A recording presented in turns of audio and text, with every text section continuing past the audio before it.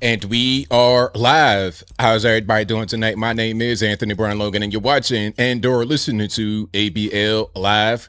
Thank y'all for joining me tonight. You could be almost anywhere in the world, but you're right here with me live on the show, and I appreciate y'all for that. We got a whole lot going on all over the internet, all over mainstream media, social media, everywhere.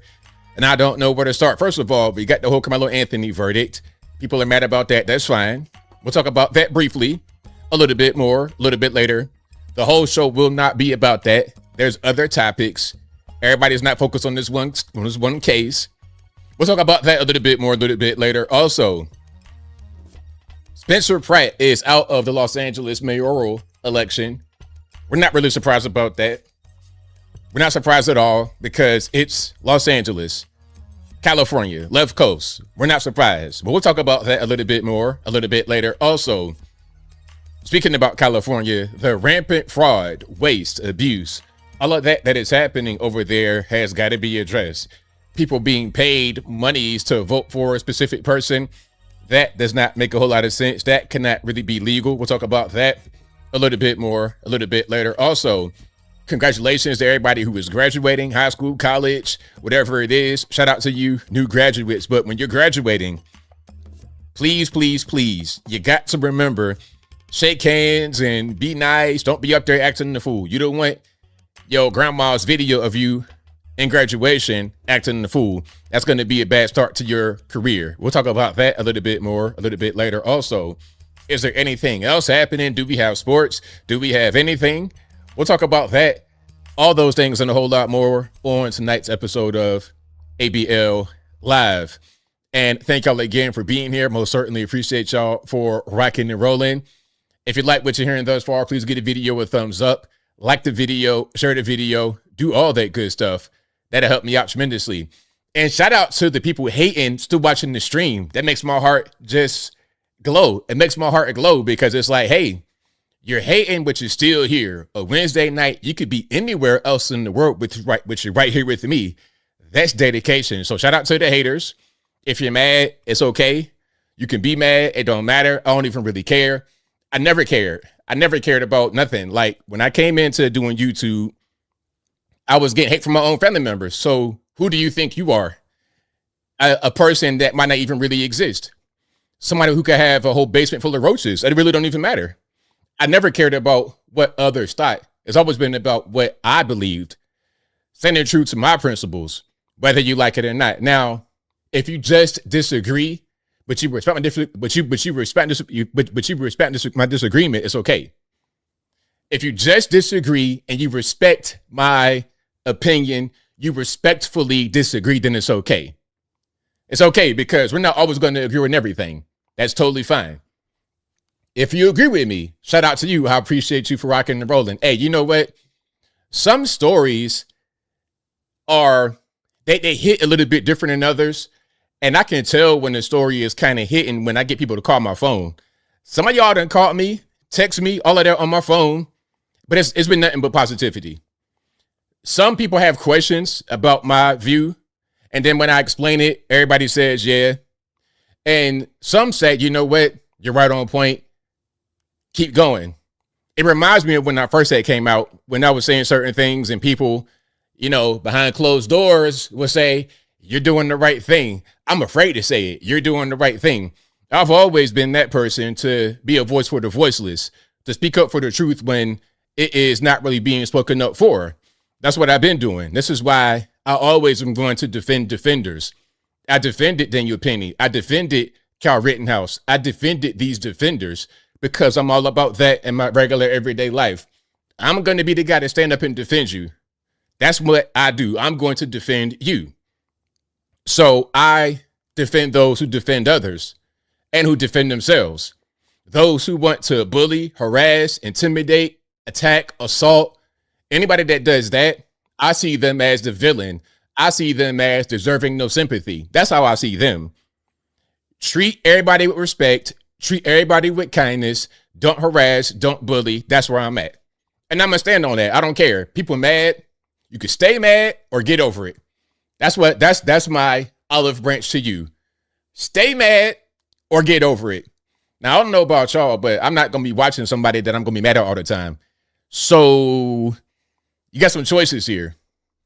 You have choices. But I'm going to stand on what I said. I don't care. It doesn't even really matter. And you know what else is funny? This is going to really expose a lot of people for how they think. It's going to be interesting because I think it's going to get appealed. And when we get some people that got some brains in the room, not these, I don't know what they got going on in Collin County, but these people are kind of smooth brain. Smooth brain. It's like everybody's mind was already made up, and it didn't even really bother with the trial. It was kind of a dog and pony show. It was just like, okay, put this trial, but we already know what the end result is going to be. 35 in the penitentiary, right down the road, 3 hours away. White kid stabs Hispanic kid in the bathroom at a high school, gets 10 years. Okay, but that's not really a big deal. That's no problem. Don't worry about it. And my thing is, I don't even like talking about race that much as the blame for things. But I think some of that was here. And also just some ignorance in general. People's previous experiences with black people, people's previous experiences in this particular neck of the woods. Okay, you live in Collin County, north of Dallas. You go into Dallas. Some black dude might have robbed you or something like that. And now that's going to be the view. That'll be the view. So you see something like this, it kind of fits into your narrative already. And then with the judge crafting, with the DA, the judge, or whoever was in charge of crafting the jury, they crafted it to fit a certain narrative. The reason why you got to have a diverse jury, not just of skin color, but of thought, is because if everybody feels the same way and there's no other perspectives, no other opinions, then you're going to have a verdict just go one way. Once this appeals and goes to the higher authorities, people that got some brains, not these slapjaw yokels and morons in Texas, not them. When it goes to the higher authorities in Texas, the guys that got some brains, it'll get appealed, it'll get thrown out, it'll get turned over. It's going to be embarrassing for the judge and the DA. They might find some impropriety, some corruption, as they have done in previous instances in Texas. We saw the guy drinking drunk in the Congress of Texas. But anyway, so my point is this. This ain't going to be the end of it.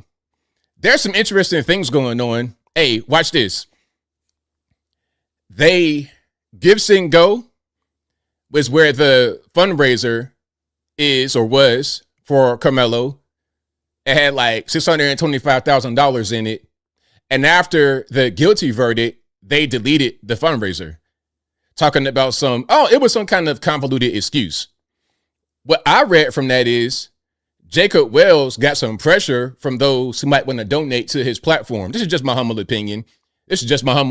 Because remember, Gibson Go is where Chuck the Builder's fund is at. And the judge in Tennessee, so look, in Tennessee, we don't really play these stupid games. We're not morons running our state. Okay, we're not, we got some smart guys running this thing.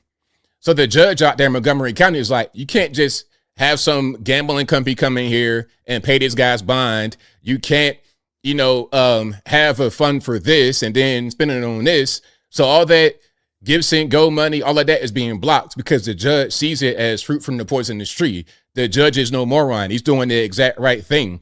And the rules he has in place for Chud have already existed, meaning one bond company cannot put up more than $100,000.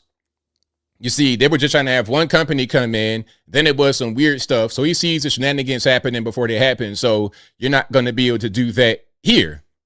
But over there, it might be a little bit different. But anyway, so the owner of Gibson Go, Jacob Wells, from Virginia Beach, unfortunately, he was trying to get around that situation in Tennessee with the judge blocking the money to get money to Chuck the Builder to help fight his case. But now that Karmelo Anthony has been found guilty, you cut the fund off. That seems like you're biased. You're supposed to be non-biased. It doesn't matter if somebody is accused of being a white racist, a black racist, a green racist, or a blue racist. You should be non-biased, but apparently you are biased. His statement, or Gibson Go statement, was, well, the reason why we cut the funding off is because the money was supposed to be for the trial and stuff like this. But now, since the trial is over, the fund has no more purpose. What do you mean? There's still the appeal process. He'll still need a lawyer for that. That's not going to be a small amount of money. I'm seeing Charleston White talking about he need $150,000. People talking about they spent the money all on improprieties, but Jacob Wells himself although we cut the fund off, said that they spent it on appropriate things like legal fees and family relocation. People said that they spent all the money and then spent $0 on their attorney because their attorney was bad. But where you get information from? I ask everybody that says that, I say, hey, where'd you get that information from? It's crickets. It's a bunch of hemming and hawing. The best they're going to do is provide some AI response. They just typed in right when I asked the question, and it'd be Facebook links as sources. I'm like, okay, you saw it on your phone. You saw it on social media. That must mean it's true. Again, smooth brains. This has been one of the biggest retard magnets I've ever seen in my life. Not you guys watching. You guys are pretty smart, but some of your compatriots in the comment section, my oh my, we ain't dealing with a full deck. If these guys are going to be the future of the country, we're doomed. If the people that are like hating really in the comments are going to be the future of the country, we're doomed. How are they going to be able to run anything? How are they going to be able to control, operate, or do anything? I'm seeing incompetence. I'm not seeing anyone who has the ability to lead anything at all. You can't give anything to society, no positive contributions. You're just kind of a leech and kind of a moron for no reason. But anyway, this is going to be really interesting when it goes to the appeal process, once you get some smarter eyes on it. And once it continues to gain national attention, you're going to get a lot more intelligent people who are opining on it, those who may volunteer to be legal counsel. And you'll see, and I'll be right here when that happens to report the update. But I won't do any more videos on this because I'm done for it for now until we get to the appeal process. Until we get to that process, I'm finished with it. I'm not going to make 3 videos a day like the net bearding. I ain't going to do that like he does. Okay. I'm not going to make a bunch of videos like the faceless avatar liberal hive mind does. I'm finished. And then I'm going to go to the next story. I already got one in the can about something totally different. And if you're in that video talking about Chud the Builder or Austin Metcalf, I'm going to just hide you from the channel on GP because I ain't got no time for that. I ain't got no time for that. But hey, we're going to see how everything plays out in the future. I'm not reading any comments right now. I won't be distracted. But we're going to see how it plays out. Have you guys seen the knife? Oh, my gosh. I mean, some of y'all, I don't know who, I don't know, like, maybe it's just in my neck of the woods, these things that y'all consider to be so big and bad or not. A pocket knife, a gas station, Walmart pocket knife, $10 pocket knife, that's not considered a weapon. That's not really considered a weapon. You could get them, hey, right next to the hot dogs, it's a pocket knife stand right at the gas station. Hey, I could walk to the gas station right down the street. It might be some hot dogs in there on the counter right next to some pocket knives. Okay, these little, it had a flashlight on it, a bottle opener. This is like something that you would take with you when you camping. You know, and really, I would take something more than that when I'm camping. That's a really basic tool. That's like not even used for anything other than just setting stuff up, start a fire, like open the bottle, like real basic stuff. That's not considered to be the primary. It's not a weapon as a primary function. It can be a weapon. Anything could be a weapon. You could punch somebody and hurt them really bad. Okay. But just having a hand is not a crime. Having a pocket knife is not a crime in Texas. You can have a pocket knife. It's okay. It's totally legal to have on the street. If you have a pocket knife under 5 inches, which it was 3.5 inches. It was a little multi-tool with a, like a toy kind of. It's not really, you can have that because it's not really a threat. It's not really a dangerous thing. Now, if you got some kind of Bushido blade, you got some kind of katana, a cleaver, an axe, you know, something like that is a little bit different. Not a pocket knife. Okay, it's legal. I promise it's legal to have a pocket knife in Texas. It's not even, okay, so when you say the pocket knife is on the school grounds and that's illegal, no, it's not. It's against school policy, but being against policy does not mean that it was illegal. You can have a cell phone in class and that's against policy. Are you going to go to the penitentiary for having a cell phone in class? Is a cell phone illegal? No, it's not.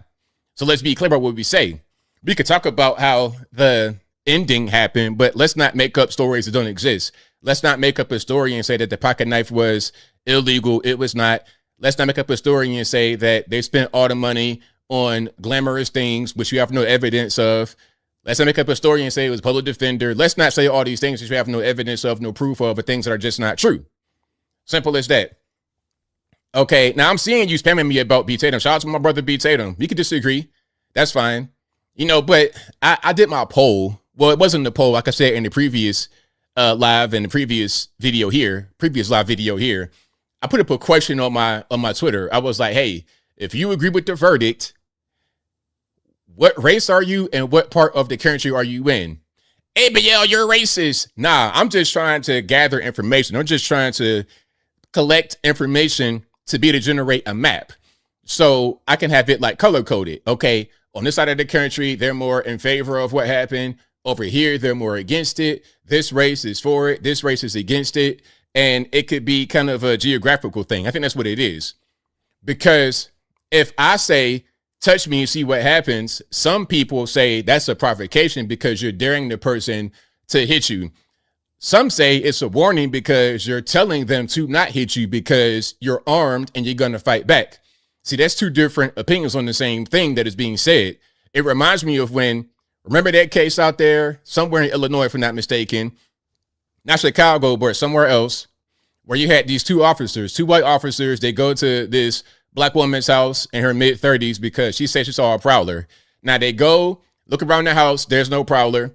And they're talking to her after they did not discover a prowler. And you could tell she's not mentally right.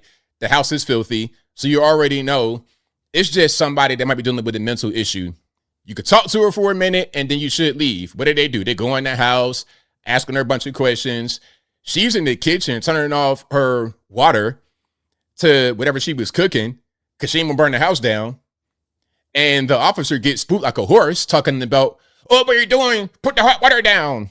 And somehow thought that she was going to be able to launch this water. This little lady was going to launch this water out of the pot and burn them from inside the kitchen. Now, if you've never dealt with a pot of water before and tried to throw it, as I have, back in my days working in the restaurant, we would get a big pot like that, a big stainless steel pot, put some of the Ecolab soap in it and that real hot water, that burning hot water, the scalding hot water, put it in there, and then we would dump the pot on the ground. Now, sometimes I would try to throw it because you get a wider area of the ground covered with soapy water. That's the whole point. You want to get the ground covered in water so you can scrub it and then sweep it with the push broom and then get some clear water, rinse it off, and you good money out the door. Okay. But you can't really throw it like that. And I'm a big person. Usually it's going to kind of spill right close to where you at. Now, if you are a woman trying to do that, it's impossible because they don't have upper body strength. And you can see her. This is not Ronda Rousey. This is not Jade Cargill. This is not some China from WWF, WWE. This is a little lady. So you just retarded thinking that she's going to be able to do that to you. And then you got spooked because she said, I rebuke you in the name of Jesus, talking about that's a threat. No, it's not a threat. There goes the cultural disconnect we're talking about. But see, once we get to the appellate process, all of that going to come out because I'm going to get more skilled people to be in there to argue that point rather than that smooth brain they had for an attorney. I don't know what his deal was. Okay, he didn't do nothing. He didn't call no witnesses. He didn't do anything. He was just kind of like, it was like he was throwing the game. It was like, in my humble opinion, don't nobody try to sue me. It was like the defense attorney, the prosecution, the judge, and the dad were all on the same team. Charleston White said that they know each other with the exclusion of the attorney for Karmelo, the state's attorney, the judge, and the dad. That's what he said. I don't know if that's true, but we're going to find out once it gets to the higher level. We shall find out. Okay. Now, I'm reading some of the comments. I'm reading them for the first time. I promise. I did not read them before. I'm reading them right now to respond, and then I'm going to keep moving about something else potentially. Far East Bay says ABL probably analyzed the data of his viewers and notice he gets more views and controversial. It don't work like that. It don't work like that. That's not the way it works. People think that they understand the way this thing works, and they don't. You know, if it was so simple, then everybody could do it. It wouldn't be a thing that's difficult to do. It wouldn't be hard to be able to gain viewers. This is just not really how it works. Nah. The way I've been able to do it is just by being truthful and honest, regardless of what it is. Just say how I feel. And once I say how I feel, I can connect with people one way or another. When I first came out, it was a similar thing. I say something, people are really upset, but then some people out of those who were upset are not upset, and then they can continue to follow my message, and they follow me throughout. And then they come to me when they want something to be broken down to them in the way that understands it. way that they can understand in a way that makes sense. And they trust my opinion because they know I'm not going to be biased and I'm going to tell them the truth. That's how it works. But people that don't really know, don't know. So it's okay. Just make assumptions. And that goes back to the trial. People that don't know about certain things culturally, they don't know about basic rules. They're going to just assume what they want to assume. They make assumptions. And I'm going to show some examples a little bit later of people making assumptions and not knowing things. They just think, okay, here's my viewpoint. I'm right. And I can't be told otherwise. So I'm not open to anyone telling me anything else. It's a lot of that going on. Okay. Charleston White. Yeah. Charleston White. If you don't know what that is, you gotta check him out. Look him up on the internet. Look him up, Twitter, Facebook. Yeah. Check him out. Okay. Valor says your video on the verdict was well articulated. Thank you. I appreciate it. I appreciate you guys being able to recognize that. Thank you. Thank you. Cayman says you didn't give context and told lies about him being bullied. Did I say that he was bullied or did I say that he was being bullied in that moment? You see, if you're being funny with words, I don't like people that do that. Like, you got to just be straightforward with what you want to say. People be funny with words. They try to get you caught up in little gotchas. Nah, just say what you want to say and be direct. Say it with your chest. Don't give me these vague statements, these obscure statements, things that can be taken different ways. You know, don't do that. Just say what you got to say directly. You know, I put out something, when I say something directly, people say, what you're saying is, nah, what I said is what I said. You don't got to try to interpret it. Okay, if I say the sky is blue, don't try to say, are you saying the sky is orange? No, I'm saying it's blue. The sky is blue. It's a simple, definitive, declarative statement. The sky is blue. You can't really, if you try to interpret it as something else, you're just being silly. Okay. Fortune May says, you said new black kid. He wasn't new. He wasn't even from that school. You said two big white kids came up to him and he was being bullied. Okay. If he was not from that school, he's new because they don't know him. See what I'm saying? So that kills your argument right there. Ryan says, if Karmelo gets released, I feel sorry for him. You feel sorry if he gets released? What you mean? That doesn't make any sense. Okay, he'll be out in 20. We'll see. Lodut Loin, I can't pronounce your name, I'm sorry, says Karmelo never argued he was in fear for his life and never argued in the court. Well, he didn't say anything. There we go. He didn't say anything at all. So it's misleading when you say he never argued a specific thing because he never argued anything at all. Why would you say he didn't argue a specific thing when he had no argument, when he didn't testify at all? Okay, Charleston White's a fool. Yeah. Well, I didn't say, see, people not listening. See, look, I'm gonna give you an example. Michael Morgan says Charleston White is a moron and you believe what he says.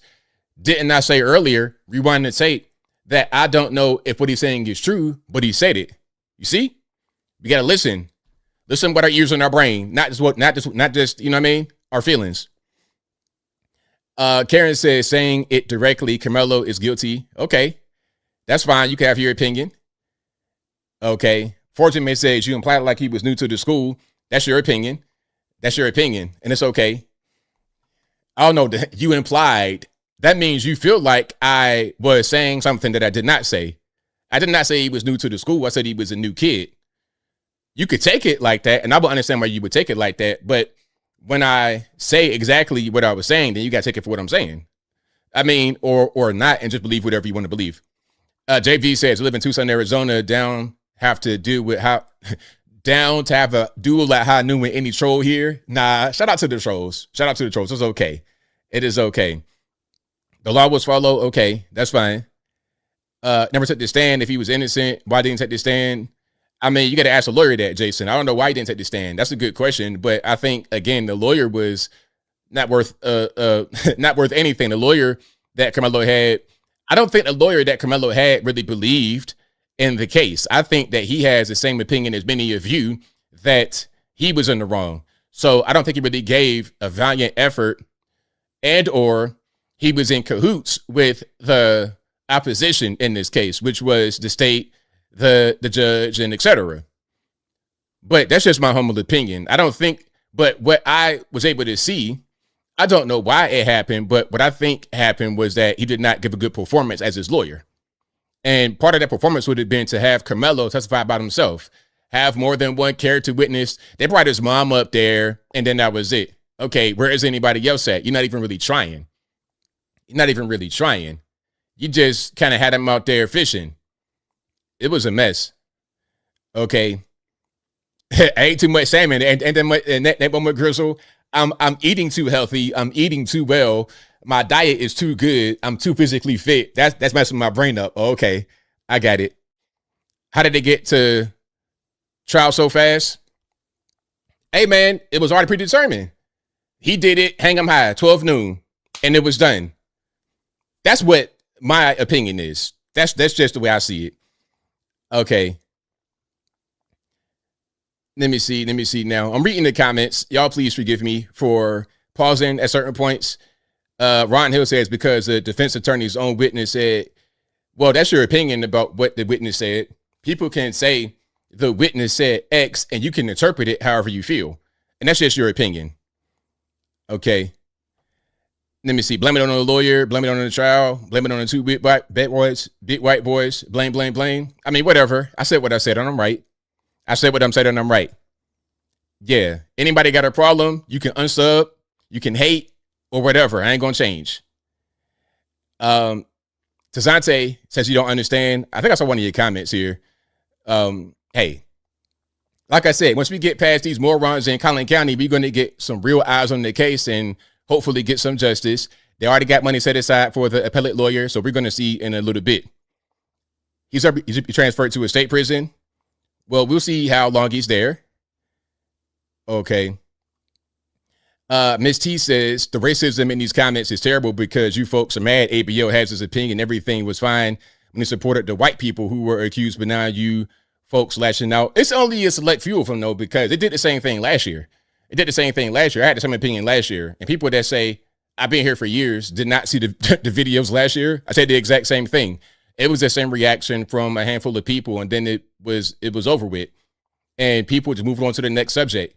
You know, it's a lot of these kind of cases that happen, and people are very passionate in the moment, but after it subsides, after the hype dies down, you move on to the very next thing, the next shiny object.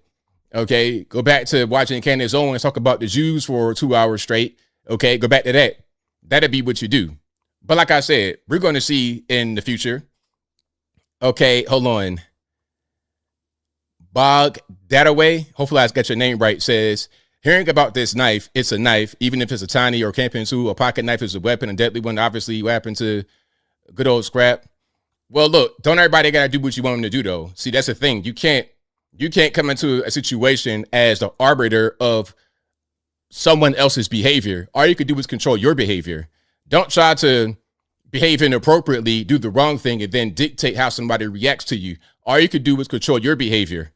That should be a golden lesson that everyone learns from this. I know some of us won't think you could do whatever you want to do. And then when there's a reaction, the reaction must be within a certain parameter. But life don't work like that. Even if the law says that, you might not even really get that. If you go up to somebody and harass them out of the clear blue sky, and then they do something to you, don't cry victim because it's your fault. You're the one who initiated conflict, initiated the contact. If you do it and then somebody says, stop doing it, I'm warning you, I got something, I'm going to do it, and you keep on doing it, that's your fault. That's your fault, period. I don't care what color you are. If you black, white, Puerto Rican, the candy stripe, I say the same thing. And I'm going to always say that. I don't care. That's never a thing that I say is okay. You could just attack somebody, put your hands on somebody, and then play the victim. Like I said, you go to an airplane, you're sitting at 10E, 10B. You go to 10B, and somebody sitting in 10B. What you going to do? Put your hands on them, punch them in the face, push them out of the chair, or ask politely, and if they refuse, you get the flight attendant. But when you go to the bleachers, you could just push somebody, throw their head in the bleachers, all kind of. It don't work like that. Keep that same energy that you had on the airplane, on the bleachers, at a movie theater, anywhere. And I would say the same thing for any race, black, white, whatever. It don't matter. If you're sitting down in your assigned seat, here comes two big black guys talking about get up. I'm not going anywhere. Go get a flight attendant. Go get whoever. I'm not going to do anything. I'm not going nowhere.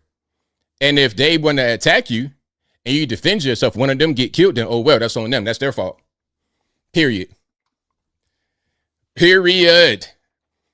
They asked them 15 times. So what? It don't matter how many times you ask me. You ask me one time and I say no. Asking me 14 more times ain't going to change the answer. But you think that you get to just be the boss because why? Because of who you are? Who are you? We're on the same level. You're a student, so am I. You can ask me 1,000 times. I'm going to say, no, go get a teacher.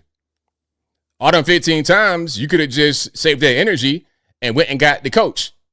And then the coach could have mediated it and would have been over with. And really, once you're telling me something 15 times and I'm telling you no the first time, that's called harassment. But see, you don't see it that way. You see it as you're giving me a correct order. But who are you to give me a correct order? You're not a police officer. You're not a coach. You're not a teacher. You are the same as me. We're on the same level. Unless you think that somebody is above the other, then why would you think that? I'm asking you a question. But it don't matter how many times you say it. 1 time, 1,000 times, 2,000 times, 10,000 times. After one time, when I say no, at a certain point, you're harassing me. And now you're the bad guy. You're doing wrong. You're not going to say to somebody on the airplane 15 times, get out of my seat. You're going to ask them politely one time. If they say no, show them the ticket. And then they still sitting there looking confused. They're telling you no. You're not going to keep going back and forth. That's called harassment. Go get somebody in authority and have them mediate. Very simple. Mr. Rich says, who are you not to leave a free person? a free person? What you mean? But like, how are you going to tell me to do anything? You can ask me anything and I can say no. And that goes for any of you. I can ask you guys to do anything, but you don't have to do it. You don't have to do it unless it comes to dealing with my personal space and things that belong to me and my things. This canopy, this tent does not belong to you. It's not yours. It's not a private area. I'm over here talking to my friend who died and made you the tent captain, the tent boss, the president of the tent. Nobody. Go get a teacher. Who you think you are? You think you the tent police? Man, you better go ahead and get Coach Rogers to come over here and fix this situation. Don't put your hands on me, bro. And you're not going to be harassing me, telling me 15 times to get out of my seat. I'm not going nowhere. Anyway, shout out to you guys. I appreciate y'all for rocking and rolling. If you like what you're hearing so far, please give the video a thumbs up. Like the video, share the video, do all that good stuff. That'll help me out tremendously. Okay. All right. I'm kind of repeating myself. I'm going to keep moving here. I'm going to just read some of the comments and move on. All right. If you're mad, you can stay mad. I don't care. You can seethe in the comments for the whole time. It's fine. It still counts as a view to me. It still counts as engagement. So it's okay. Dude says a junkie on your flight who was freaking out. Why didn't you get the steward or pilot to take care of him instead of putting him in his place? Well, did I put my hands on him? I didn't touch him, did I? I just used my words. You see? See how that works? You can ask somebody anything. You can say something. I can say something, but I didn't put my hands on him. See? See? Ain't that what I just said? You can ask whatever you like, but I can't assault him. I ain't put my hands on him. See how that works? See, I practice what I preach in real life. And if you guys don't know about that story that dudes brought up, it's a video I put out. Shout out to Monique for editing. Great editing. But I was on the airplane. I'm going to Virginia from Atlanta. And at the gate, as I'm about to board, inside the airport, at the gate, there's a guy. He's kind of behaving a little bit strange. I think I might have saw a cup in his hand. I don't know what was in it. I'm like, okay, I don't know who this guy is, but hopefully he's not getting on my flight. I board the flight, and then there's a ruckus. There's a little kerfuffle happening about 2 or 3 rows back on the other side. I'm looking back, and there goes a guy, but he's slumped over. I'm talking about knocked out. After a little bit of back and forth with the flight attendants, and they bring on nurses and then the police, they're talking about, does anybody have any Narcan? I'm like, oh my God, Narcan? This dope fiend that got on this Frontier Airlines flight? It was crazy. After they revived him, of course, when you Narcan a dope fiend, they're going to be angry when they get up. It's like spraying a cockroach when you sleep. Okay, you see a roach in the corner of your house, you take out that Raid and you spray them. That's what he did. So he's refusing to get off the flight. They're kicking him off the flight. You can't be on this flight if you are geeked up off that, you know what I mean? You can't, if you on that boy, you got to be off of the flight. So he's fighting, doesn't want to get off.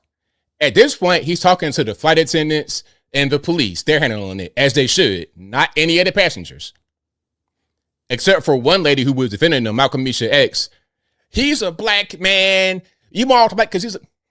Anyway, so here come the captain. Here come the pilot talking about, we're going to deplane the whole plane. Everybody got off the plane. Everybody got to get off. The whole plane got to deplane. So I'm hearing this happen the whole time, and I'm thinking, okay, don't say anything.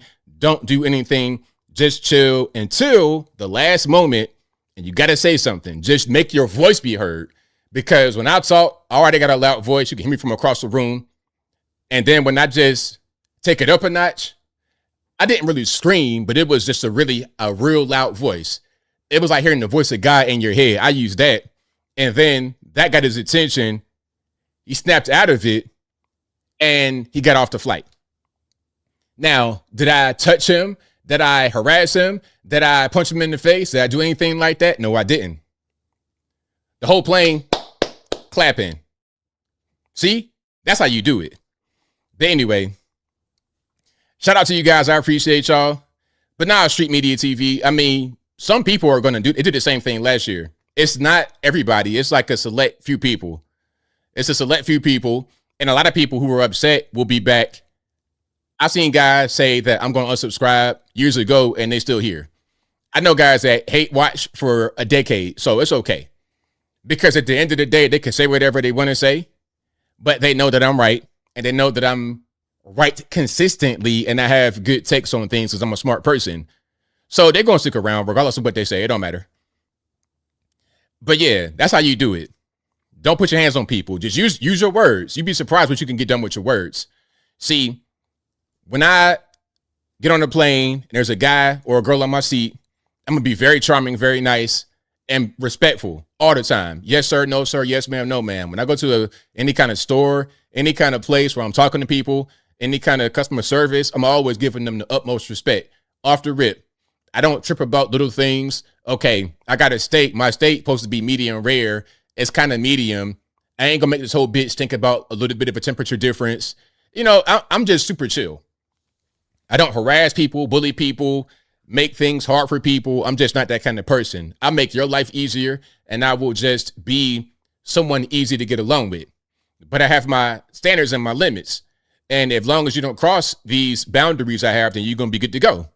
Don't worry about it. Okay. Let me see. I'm reading some of the comments here. Thank you, Sheriff of YouTube. I appreciate it. Thank you. Evil Gandhi says ABL better than the quartering. I appreciate it. Thank you. Thank you. Okay.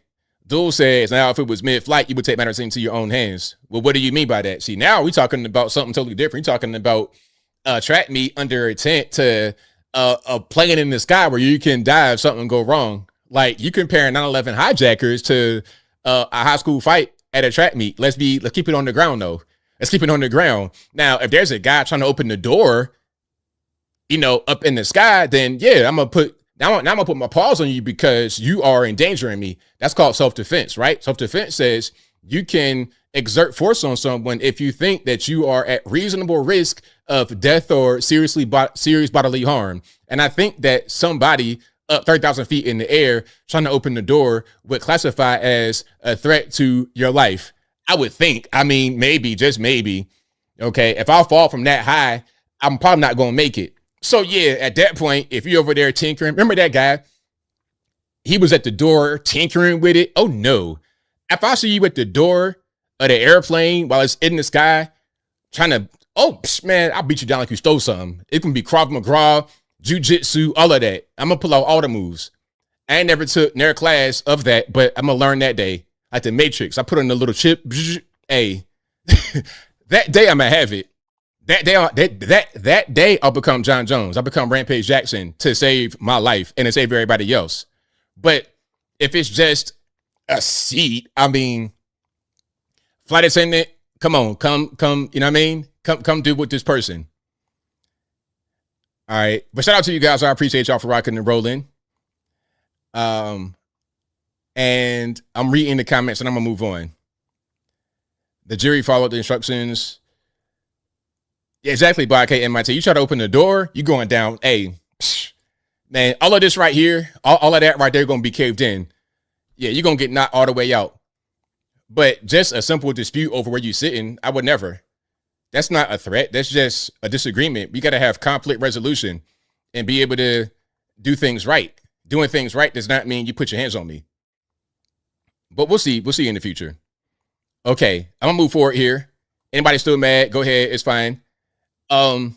Spencer Pratt. Let's talk about Spencer Pratt. Now, Spencer is out of the mayoral race in Los Angeles, California. Spencer Pratt was kind of it was going to be a long shot, really, to have him succeed at all in the race because he is a Republican in the eyes of many people. I'm not really sure that he is in reality. They say he is registered as a Republican. What does that really mean? You don't do that in every state. In some states, you just say, I want to vote. You don't need to register to vote at all as a specific party. You could just say, I want to vote, and that's it. But he is on the polls, on the voter rolls as a Republican. Although he's more of a centrist, kind of a moderate. That's kind of what he is. But when you're looking at the scale of California, there are no Republicans. There are no moderates. It's either regular leftists like a Karen Bass, or you're on the far left like Nithya Raman. So that's ultimately what they want. They want that to be the decision. Spencer Pratt is not even seen as a person that has any kind of chance. He's seen by some as a guy who has a chance, but not enough people in Los Angeles. It's just like New York. Some saw Curtis Lewa as a guy who could have succeeded and become the mayor. Some see him that way, but the majority did not. They went ahead and got Zohran Mamdani. Now, the issue of California is a little bit more complex, I suppose, because they have a lot of fraud, a lot of open fraud that happens, and it's allowed to happen, where you're paying people on the streets, homeless people, drug addicts, you're paying them monies to vote for a specific person under a different name. So I thought it was illegal to pay somebody to vote, and it was most certainly illegal to pay somebody to vote for a person using a different name that's not their name. It's called identity theft. It's a lot of that going on. The fraud is allowed to happen. So when some say that this was a rigged election, I mean, you could say that. You could say that, but I think the bigger thing here is that there's a lot of fraud that's allowed to go on. It's a lot of fraud. The mail-in ballots, they got a trillion years to vote before the election day. It's just so many different ways you can manipulate the system that the Democrats have mastered. They turn it into an art. And that's why they ran Nithya Raman, because even if you have Karen Bass not getting a big piece of the pie support-wise, they got all their bases covered because you still got the same party in control. They're giving them the illusion of choice because you have Karen Bass. You may not like her because of the Palisades fires. Okay, then get Nithya Raman. She looks like she's different, although she's not. She's on the city council right now, and she was there when the fires happened. You got one A and one AB. But to the smooth brains out there in LA, not all, but a lot, your neighbors, not you, they see it as a true difference, a true choice, but it's not. You're going to get the boss of the underling. And if you get the underling, they're going to become the boss and just switch places. And the person will be still mentored by that who was her boss before. So it'll be the same thing. But ultimately, this is why California sucks. This is why I live out here in the South, loving the South. Okay. It's hot. It's humid. Like right now, I don't know where y'all at right now, but it's like 88 degrees, 100% humidity. It's like a tropical rainforest. You go outside, instantly start sweating. You're going to be wet straight away, wet from going outside. But I like it out here. I like it a lot because of the governance, first and foremost. It's a beautiful place. I like the heat as well. But we got better governance than on the left coast. And some of Texas, too. Hey, Texas is good, but you guys got to tighten up. You don't want to lose what you have over there. You guys got a good thing going. You still got some of the old Texas Republic, which is good. It's a good thing. But don't let the Californians come in there and mess things up for you. Don't let them do it because they will. You know, you see what happened to Austin. They took that over with, and it's different now. It's like a little California, a California cutout, a little California community, California expats. Are you going overseas? You going to Brazil? You going to Mexico? It's a bunch of Americans in one block. That's kind of the way they got Austin. A bunch of Californians in one block, but in one city. Changing the real estate market, making everything expensive, changing the culture. You don't want that to be happening all over the state of Texas because you're going to lose it. Now, speaking about Texas, hey, do you think that Jasmine Crockett has a chance to run in 2028? Now, I saw her talk after this whole Karmelo kerfuffle, and she sounds good. Not that I would vote for her, but I'm looking at what others are going to think. I'm putting myself in the shoes of a Democrat. Think about it this way. If you have, let's say, a J.D. Vance or Marco Rubio, whoever, I know I like Marco, whoever you have running, okay, who would be a good opponent? Let's put it in a sports term. Okay, you got one good team against another good team. And what can happen to have one of the better teams win over the other is a matchup conflict. If Team A has guys who can match up better with Team B than the other way around, then Team A has a better chance of being able to win. So if you put, let's say you put Marco and JD or JD and Marco out there against one team or one person on the left, who would it be? Gavin Newsom. I like our chances with Gavin Newsom because he's not very well liked. California sucks. Everybody knows it. He looks weird. He looks funny. He's got a questionable past. He comes from money. He's Nancy Pelosi's nephew. So that'd be easy to attack him when you're talking about campaigns. I think Gavin Newsom is not much different than Hillary Clinton, respectfully. Not trying to attack his manhood, but I think he's going to be on that same kind of boat, in that same vein as a Hillary Clinton. I don't see him doing very well, especially if the matchup is Marco Rubio and Gavin Newsom. If it's JD Vance and Gavin Newsom, it might be a little bit closer. But I think JD will ultimately win that election. But Marco in there would blow him out the water. It wouldn't be close. Marco would do better in California than Gavin because Marco's Hispanic and California's Hispanic.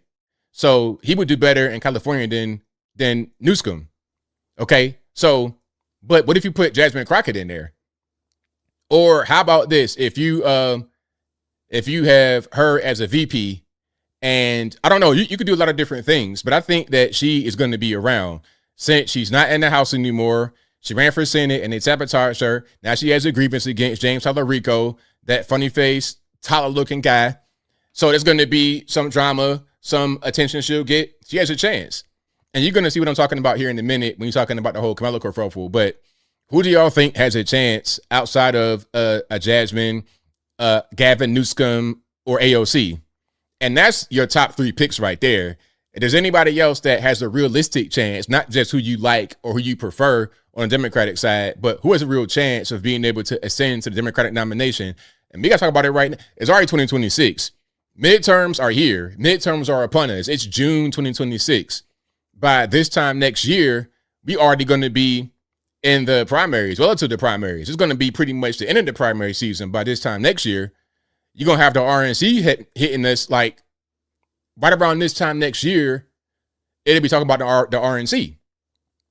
Then you got to have a nominee, and then they got to run. So we'll see. They all lose to Rubio. Hey, Rubio I like a lot, but sometimes dumb things are done, and they may not run Rubio because really it's customary to run the vice president. So they may try to make Rubio be the vice president. If they do that, it's going to be harder for us to win than if Rubio was a president. Just based off of him being Hispanic and speaking Spanish fluently alone is going to be a plus. And I'm not trying to say that's a bad thing. It's just a real thing. It's going to be a plus. And he's liked a lot and well respected a lot beyond just his identity of being Hispanic, a Cuban from Florida. So he would be the better pick, in my humble opinion, as of right now. But J.D. Vance will also be a strong pick, and he would have people behind him to help him get through. But I don't see him as really being polished all the way, and he's still pretty young. He's like my age. So I see him as being pretty young. He has really young children. His wife might start bucking. So we're going to see how that works. Okay. Corky Goff says Rubio is pure beef. Pure beef. Yeah, shout out to Marco Rubio for sure. I like him a lot. Good guy. Definitely, if he was a president in 2028, I would not be mad at all. I'd most certainly be satisfied with that. But yeah, the election is coming up. So I'm going to read the comments. And who do we have on the Republican side and the Democratic side? That's very important. And we're going to see how the field how the field really shapes up. Really, was when the first, like, January, right? Iowa, all of that. So we're going to see it happening very soon. Before you know it, we're going to have a clear picture of who's going to be the nominee in the 2028. Okay. Angela B says these rumors that Trump will endorse Ivanka. I think that Trump is smarter than that. I don't see him endorsing Ivanka. I don't see that happening. I'm not saying I'm young at 41, but when you're talking about people in office, that is young, because you got people like Nancy Pelosi at 1,000 years old in there. Maxine, like, literally, how old is Nancy Pelosi? 86? Okay, Nancy Pelosi is 86 years old. Nancy Pelosi was young when JFK was in office. She went to JFK's inauguration. So, yeah, if my parents were children when she was at JFK's inauguration, I think that I'm young compared to them. Comparatively, he's very young. JD Vance is like 41, 42. Marco 55. So there's an age difference there. I'm young compared to Marco Rubio. I'm young compared to Donald Trump, to guys in office. And I think with age comes wisdom, which is why the age was set way back in the day at 35 to be the president. And 35 back then is much different than 35 today. A 35-year-old today is like an 18-year-old back then because of how soft many of us are. Okay? Talking about my pocket knife is this big, crazy blade. All right, whatever. That's keep that on my truck. That ain't nothing. That's like, anyway, I'm getting triggered. My point is, back then when a 35-year-old was a lot more mature, more established, and more likely to have children and a wife and all that kind of stuff, a 35-year-old is much different mentally back then when we found our nation than it is right now. So being 41 is very, very young in today's day and age to be the president. Marco, 55 years old, is perfect. You're not too old and you're not too young. You can go in there at what, 56, 7? 6, 7, that's such a little thing. Anyway, let's say 56 years old when you go in 2028. You're going to be done by 68, 60, right around that, before 70. You won't even be 70 years old. President Trump is what, 80? I think he turns 80. Hold on. How old is Trump? He will turn 80 on this Sunday, June 14th, Father's Day, I believe. So, yeah, that's what's happening. Mike B says, Fat AI JD is awesome. He is. Shout out to those memes. Shout out to those memes. Hold on. No women. Yeah, no, women are not going to be able to, Jasmine Crockett, AOC, they're going to be in consideration. But if they run them, I think they're going to have a really hard time. But if they give one of them enough press and they do really good when they're able to speak in interviews, they're going to raise their stock. So they're going to be around in 2028, even if not at the front of the ticket. They could be at the back of the ticket. But having Newsom at the front of the ticket is going to be a problem. That's going to be a problem. They gotta hide a guy like that. They got to hide him because Joe Biden was able to hide behind Barack Obama. Barack Obama, although I'm not a fan of his, was sharp as a razor blade. Very sharp, smooth. Like, that guy was presidential. He had all the things, all the accoutrements of a president. So he was able to go out there and be that. He was able to go out there and be that and have Joe Biden as a moron in the background. Joe Biden, you don't got to talk too much. You don't really got to say nothing. Okay, you got to go to Scranton, Pennsylvania. You got to go to the Rust Belt. You got to go to Toledo, Ohio. You got to go out there and talk to them. But when you're trying to actually be the president and run stuff, no, you're not going to do it. But they had no choice but to bring him back in 2020 because they had nobody else that can actually do anything. He was able to succeed because he was Obama's vice president. He was recognized from that. If not for that, he would have had no chance. And when he was a president, they had to do everything they could to hide his incompetence, to hide his lack of ability to lead, the auto pen and the fake White House set and stuff like that. Now, that'd be the same thing done for Gavin Newsom, but it's much more difficult to hide that when you're not 80-something years old and you're like in your 60s or 50s. It's much more difficult to hide such flaws when you have no excuse to be hidden. Like, it's COVID and I can't campaign. I got to be in the basement. Anyway, let's keep going. You like Stephen Miller for VP? Stephen Miller is a little bit too controversial, a little bit too hot to the touch, so to speak, to have in that role. But I like Stephen Miller for what he does in the background. But I think that he has his role and he should stay there. And I think a guy like Marco Rubio can be higher than his role because he's in his role right now overperforming to the point where everybody says take your talents elsewhere. But Stephen Miller is doing his exact job exactly the way that it should be. And I think that something else would not be a really good pick for him. All right, 81 million mail-in ballots. AJ Bellew. I mean, we got caught with the mail-in ballots during the 2020 election. We got caught by that. But in 2024, we got everything back on track. We were able to fix all that, and we got back in office. Now in California, however, I think their whole mail-in situation is pretty much set in stone. So, hey, it is what it is. Who else could be VP? I have no idea. But I got a few clips I'm going to get to. And shout out to you guys for being here. Shout out to all the haters, the congratulators, the participators. I couldn't do it without you. What was I going to say? I messed my whole thing up. Shout out to you guys for watching. You guys are the very first sponsor, but shout out to patriotpost.us, your best source of news and information anywhere on these interwebs. Their link will be in the description, or go to patriotpost.us in your browser. Tell them that ABL sent you.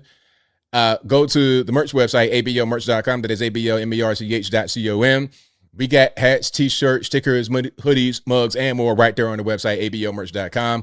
Also go to the regular website, anthonyblogan.com/contact-us. They'll be email to find my email address, my email address, my UPS box. So, of course, my social media accounts, my Facebook, Instagram, Twitter, never going to call it X, TikTok. All my links are right there on the contact page of the website, anthonyblogan.com/contact-us. Oh, and on the front page of the website, I have articles for each long-form video that I produce. And each article, I got sources from the left, from the right, from the center, from the Democratic, Republican, political, agnostic, local, national, international, whatever you want. I got it right there on the front page of the website, anthonyblogan.com. And the contact info is on the contact page of the website, anthonyblogan.com/contact-us. And as I always say, if you ever think you're talking to me on the internet or not, you're probably not. You're probably talking to somebody from India, Ukraine, all over the world. Nigeria, you already know where they're going to be. All right, so let's get to a few things here. I got a few things I want to show you. So the knife that Karmelo had, a $13 Walmart blade with a flashlight. That's what that. He plunged the blade in his heart. He plunged the giant knife. He plunged the butcher knife, the axe in his heart. Hold on, this right here. Hold on. Is it going to? All right. See, look, I'm over here talking crazy. All right. Now I'm about to say, there we go. I think I got it. Hold on. But that knife was nothing. That knife was nothing. All right. I got it back. It froze on me. It didn't want to show. All right. Here we go. So here's the knife in question. Here's a knife in question. A pocket knife. Okay, what you got? You got a little section. You can cut a little wire cutter right there. A glass breaker right here. You know, glass breaker. You could just, like, if you got a windshield, if you're in an accident and you kind of stuck in your vehicle, you can use that to break the glass. That's a fire starter. You can start a fire with that.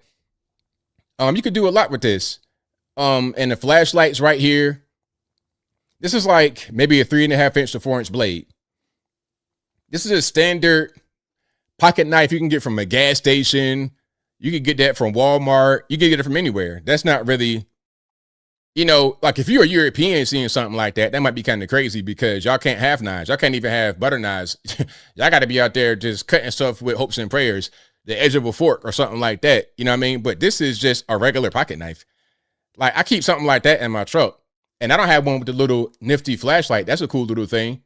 Probably a little AAA battery in there. You probably can just screw that out. And then once you screw it out, just put the battery in there and then screw it back. And then the bottom of it will connect with something that's in there. That's a little housing right there to make enough space for the battery to power the light. Yeah. You could probably push this right here or push that in to make the light come on. But yeah, $13 at Walmart. I mean, come on, man. What are we talking about? Like, This is like something that you would get in a it's like like a Daisy rifle or something like this. That's what this is. Yeah, that's like something that I would have when I was a child. For real. Yeah, and see, look, there you go right there. There go the little connection. See, you pull it right, you pull it to use, fire starter, cord cutter, all of that. Okay, bottle opener. Yeah, that's what this is. A multi-tool. A murder weapon? Really? That's a murder weapon? It can be, but again, you can punch somebody in the face, and that's a murder weapon. But anyway, that's the big crazy knife right there. A pocket knife from Walmart, $13. Okay. All right, that's pretty much it. Okay. Now, let's show some of the footage. People leaving the courtroom. And I promise, after a little bit, I'm done with this and I move on. I know a lot of y'all are like, please move on. I got you. But I got to show a little bit of this and I move on. Yeah, we love justice for Karmelo. Justice for Karmelo. We got this. We got this. We overcame this.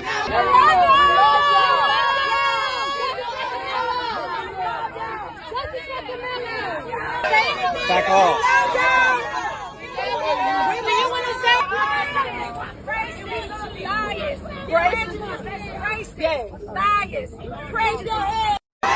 All right, there we go. So that was his family leaving. I think that was his grandma in there saying that with the heart. Racist, liars, prejudice. You know, I think that was his grandma in there saying that. So that was them leaving the courthouse. Okay. And let's keep moving here. Now, Jasmine Crockett, here is her reaction. And this is why I say you're going to see her in 28. But hey, I done already said it before all of this happened that you're going to see her because she was bamboozled out of her Texas race, the Democratic primary against James Tallarico. Now, I would not want her to become a senator in Texas. I would want us to still be in control in Texas, but James Tallarico is who the Democrats want because they see him as a potential Obama. They're trying to groom him. They're trying to have him become senator by flipping that seat up against Ken Paxton. And then after he becomes senator, hopefully for their point of view, not from my point of view, but from their point of view, they want him to become senator and then president. That's their goal. So they made it to where he succeeded in the primary and she did not. So here is her take on the whole situation. Check it out. Also, I mean, can we just be real about this? Like, who is, I mean, like, why are you rolling up on somebody and being like, get out? Like, Correct. This is, to me, this is the culture that is being instigated. Yeah. Mostly because of like, you know, y'all know how we say on the internet, don't let your president get you fucked up, right? Like, because people get bold. They get real bold with us right now, like, you know, and this whiteness and this replacement theory crap that they on and all of this kind of stuff. And it's like, oh, we the victims, because the fact that, you know, any kid would feel like it makes sense to walk in and see this particular kid. I mean, we've all interpreted that there was a race component to this. Yes. And be like, oh, yeah, it's raining, but get out. Like, why? Like, why? Exactly. Also, now, I don't agree with all of that, but there were some good points made at the end. It's like, why are you the one that could just kick me out of this tent in the rain? Like, nah, don't do that. Now, as far as the whole replacement theory thing, that's a real thing. But I think the replacement theory is about all Americans, not just white Americans. I think it's about all Americans because you have AI coming in and then you got the migrants. So where is the place for you if you're a regular person? Where do you fall in where you have AI coming in and the migrants? Now, I would just say to everybody, you got to sharpen your skills and get ready because even if not for the migrants, the technology is here. There's an AI race happening between the U.S. and China, Russia, whoever. It's an AI race happening, and we're fighting this race. That's why so many data centers coming up. That's why you got Elon doing whatever he can do with Starlink, is because there's going to be a fight for that in the future.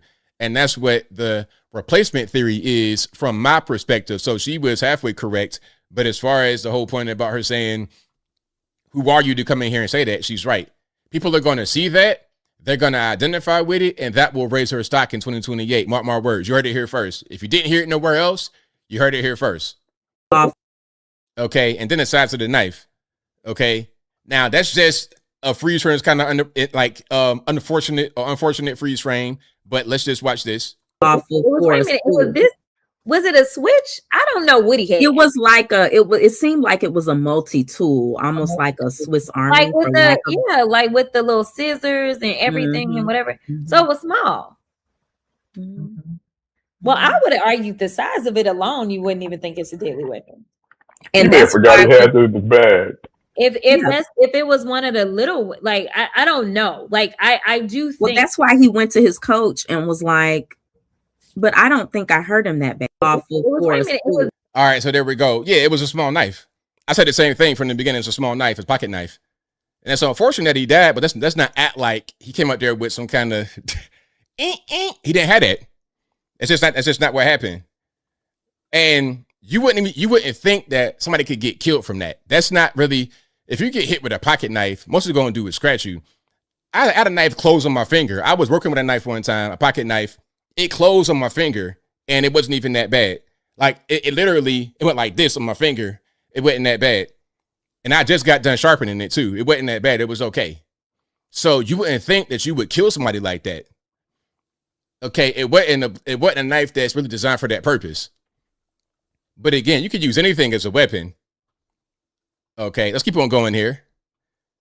Now, we got one more from her, and I promise I'll move on. But I'm showing you what you're going to see. You're going to see her in 28. And this is going to be, she could put on the corporate voice to go out there, shake hands and kiss babies, all of that good. She could do that. She can, what they say, code switch. You might have seen that Karmelo Anthony was sentenced to 35 years. I want to get your reaction to the trial and the verdict. My heart breaks for so many reasons. And so I was just speaking to a student that is shadowing me who wants to be a public defender. And so it takes me back to what actually made me decide to get into this legislative work in the first place, because I know that our systems are broken. And what we saw with that verdict is the evidence of a broken system. Now, listen, from everything that I understand, which I wasn't at the trial because obviously I got a day job, but it's my understanding that Karmelo ended up stabbing, puncturing, I don't know what this tool was that they talk about, knife, or some refer to it as a tool. He ended up hitting Austin one time, and it was about where he hit him. One time, 2 inches. This wasn't someone who said, hey, let me stab you 5, 6, 7 times. And so when you're looking at the punishment range, there's a reason in Texas that it goes from 5 to 99 or life, because you are looking at how intentional, like how bad was this? 35 years for a kid who had decided to go under a tent that was not his team's tent as it was raining, and simply didn't want to be put out in the rain by some random kid that he didn't know who was larger than him. Listen, a lot of people don't know what it is to live as a Black person in this country, but just like you can give the benefit of the doubt to so many police officers when they go out and they shoot some Black unarmed person, even though they are trained, the fact that there was little to no mercy seen or humanity seen when this Black boy said that I was scared, or the fact that honestly anybody else who did something with such a small object, all I know is that it wasn't considered unlawful carrying of a weapon because the blade was not long enough, that they wouldn't even say, well, maybe this was more so something that looked like manslaughter. Well, some people might say, why are All right, let's pause right there. So, I mean, if you're right, you're right. I got to defend you if you're right. If Joe Biden was to get on these TVs and say something that's right, I'm going to say he's right, even though normally I don't agree, but she's right. She's right. She's correct. Legally, she's right. Whatever you feel about it, she's right. you even bringing a knife like that to attract me? Yeah, people may say that, but walk a day in my shoes and then respond. Because we as Black folks say, why is it that people need long armed guns when we are going out and having a First Amendment protest? And I support that. I support you being able to have your guns. In Virginia, I don't know if they still got it, but we have open carry, Constitution. You carry whatever you want in Virginia. I support that. So how am I going to be saying I support you in your Second Amendment, right to bear arms, open carry, but then I say a pocket knife that's legal in Texas, you can't have that. Come on, a pocket knife. But people say that's their right. They are allowed to do that. And again, it wasn't against the law. for him to have it. It may have been prohibited by school rules, which he wasn't at his school at the time, but it definitely was not against the law. So you think race played a role in the verdict? Oh my God. I know Collin County. So absolutely. Collin County is right north of Dallas County. And I can tell you that I have had cases that I felt like played out differently because of the counties that they were in. All right, there we go. So that is Jasmine Crockett. And you guys know she is a lawyer, a practicing lawyer, before she became into Congress. Now, again, not a fan of hers politically, but when you write, you write. I got to give you your credit. So it is what it is. Okay, the prosecutor, super thirsty, 35. Listen, and then there was a case in, what's it? I want to say the right thing. Belton, Texas. Yeah, Belton High School, which is 3 hours south of Dallas, between Dallas and Austin, closer to Austin though. But 3 hours south of Dallas, still in Texas, not anywhere else, any other neighboring state, still in Texas. So the Texas rules still apply. There was a fight in a bathroom in which a white kid stabbed an Hispanic kid. The Hispanic kid died, RIP. They charged the white kid with murder, but they said, nah, this was criminally negligent homicide, which was a much lower sentence, and they gave him 10 years. And the parents are still fighting that, saying that that wasn't right because unconstitutional and there was errors in the court process. They're still trying to fight the 10 years. But Karmelo, very similar, same state, has a knife, stabbed somebody, and 35 years. And then some say they want more. They want 50 years, 100 years. You got guys that kidnap kids, cut them up, put them in the garbage can, and don't get that many years in the penitentiary. So let's be serious. Let's actually be serious and not bloodthirsty. Okay. Now, here's that case right here. Okay, here's that case. An update on the Case and Allison case, one I've talked about here on TikTok before. Today, a judge sentenced him to 10 years in prison for the 2022 stabbing that killed Joe Ramirez inside Belton High School. My name is Bailey Bates, and I'm a news anchor in Central Texas. I work for KCEN, that's the NBC affiliate covering the Waco, Temple, and Killeen area. Back in April, a Bell County jury found Allison guilty of criminally negligent homicide, not murder, which capped his possible sentence at 10 years. The courtroom today was packed and emotions ran very high. Joe's mom broke down on the stand saying, quote, nothing is the same anymore. His aunt told the court she didn't feel like justice was served and asked for the maximum sentence. At one point, the judge had to remind people in the gallery to stay quiet. In the end, Allison was sentenced to 10 years with credit for time served. I've got an update on. All right, there we go. So you got the same situation happening. It was in the bathroom. Well, I couldn't escape. I was in the bathroom. I was surrounded. That was the same argument. I'm on the bleachers. It's 4 guys around me. I can't really get out. I'm surrounded. It's the same thing. But 10 years versus 35 years. So you tell me why. Now, here's a lawyer. Now, this lawyer, I don't know. I don't think this was a good lawyer. There's a rumor about the money being splurged on things and not getting a good lawyer, but that's not been confirmed. So what kind of lawyer do you want? Do you want an aggressive junkyard dog who's going to fight for you hard? Or do you want somebody who has a reputation as, easy to get along with? The answer might surprise you. While of course it's important to have somebody who fights for your rights and stands up for you, if they are that aggressive junkyard dog, the risk can be that they end up being obnoxious or offensive to judges, to prosecutors, and even to juries if your case goes to trial. And so having somebody who knows how to walk that balance, who knows how to stand up for your rights and fight for you, but knows how to do it at the right time. Now, I don't know when this was filmed. It's just kind of a video to show you kind of who you had for a lawyer, for Karmelo Anthony's lawyer. This was him right here. So, and that's my lawyer. I don't really feel confident. If I have him, and I'm facing that kind of case, I don't really feel confident. I feel like I want to be able to get a lawyer that is, I wouldn't feel confident with him. And he might not even be a J. If I don't got no J, I'm like, all right, man, this ain't really it. If I get me a J lawyer, then I'm going straight home after this case. Okay. But let's keep on going here. Now, this is Elijah Schaefer. You guys know what that is? If you don't know, don't worry about it. I wouldn't recommend watching this content, but he is going over to a tent of Karmelo supporters. Now, Elijah Schaefer is a well-known racist. He does not like black people. So when you go over there, they already know what's going on and they don't want to talk to you. Okay, so you're going to see this interaction. And this proves something that I want to show just as a lesson to those who don't quite get it. Karmelo, you guys support Karmelo? Yes? Yes? We're just here with press just to record and talk to you guys and see what's going on. Okay. Okay. It's a free country. You're in public. You're in public. Okay. Okay. Well, you're in public. I'm just asking. Yeah. Bitch, go! Whoa. Hey, move the camera, bro. They don't want to. It's free speech. It's free speech.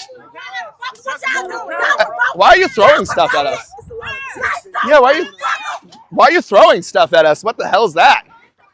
All right, well, they're throwing water bottles at us while we're recording. By the way, there's signs right here that says self-defense is not a crime. Karmelo Anthony should do no time. And there's also this sign right here says hands off. And this sign says we stand with you. I believe this is about Karmelo as well. And you'll see a picture right here of Karmelo Anthony.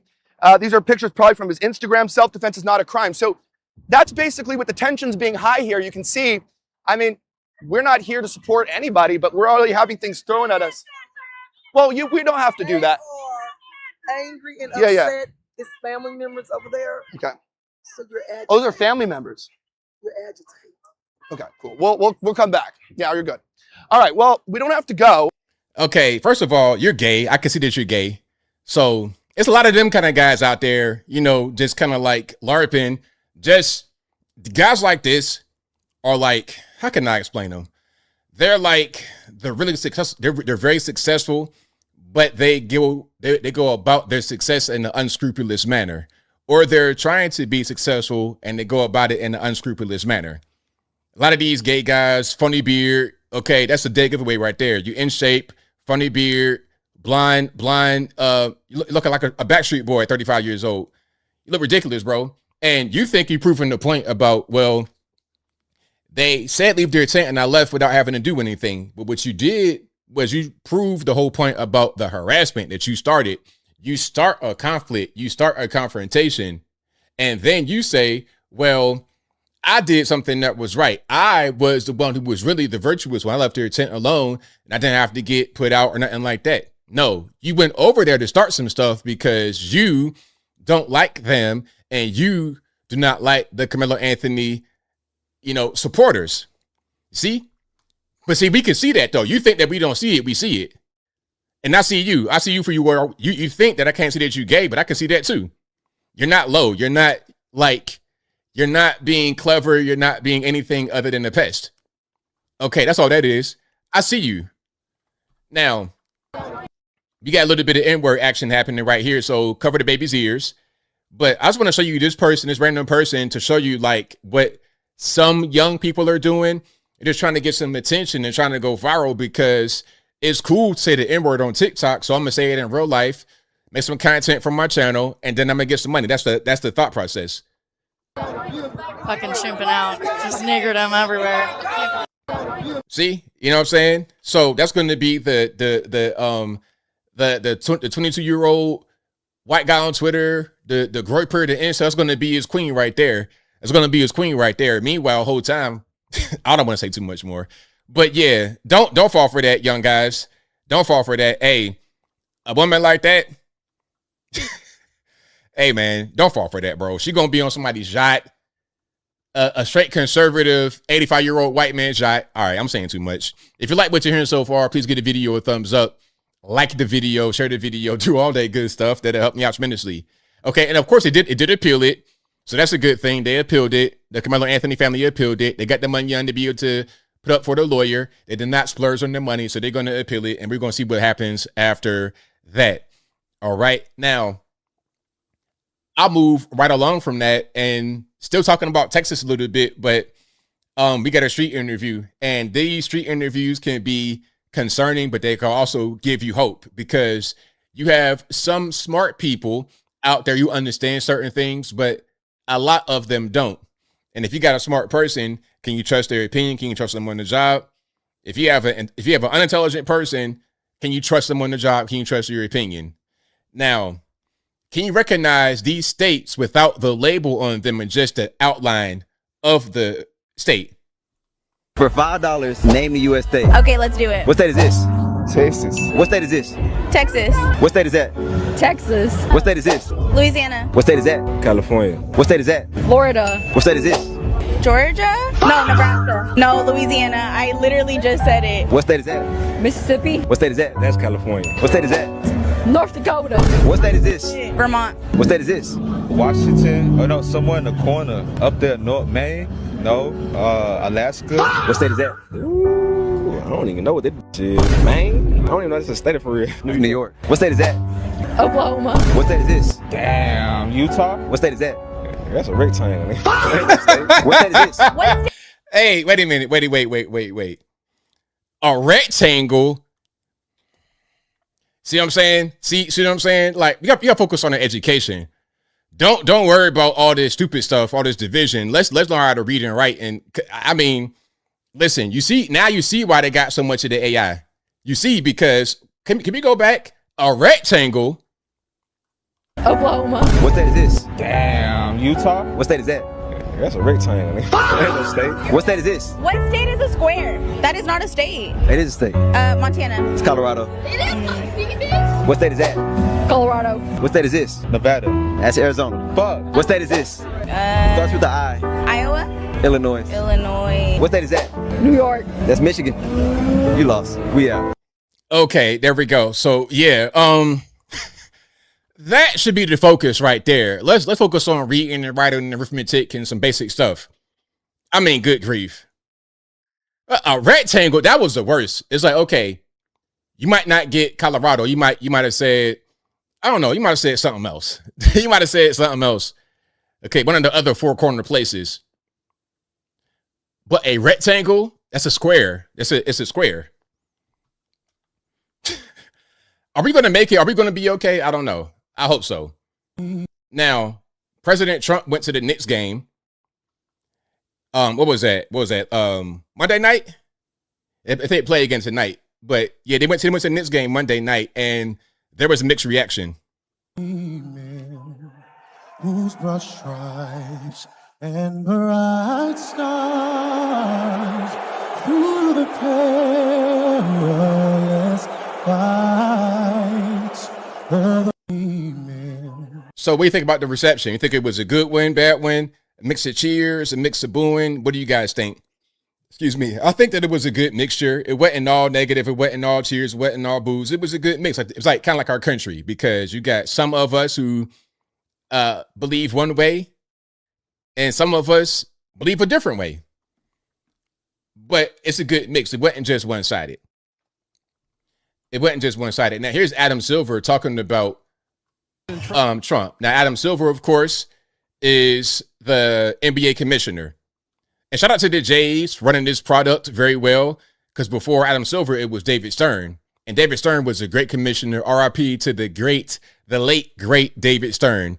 Now we have Adam Silver. Adam Silver took it to the next level, because we got streaming and podcasts and all kind of other stuff and different deals, and you kind of proliferate in television and social media. So he's doing a pretty good job as well, although there could be some improvement, but there's always room for improvement. So again, here is NBA Commissioner David Stern talking about President Trump coming to the game on Monday.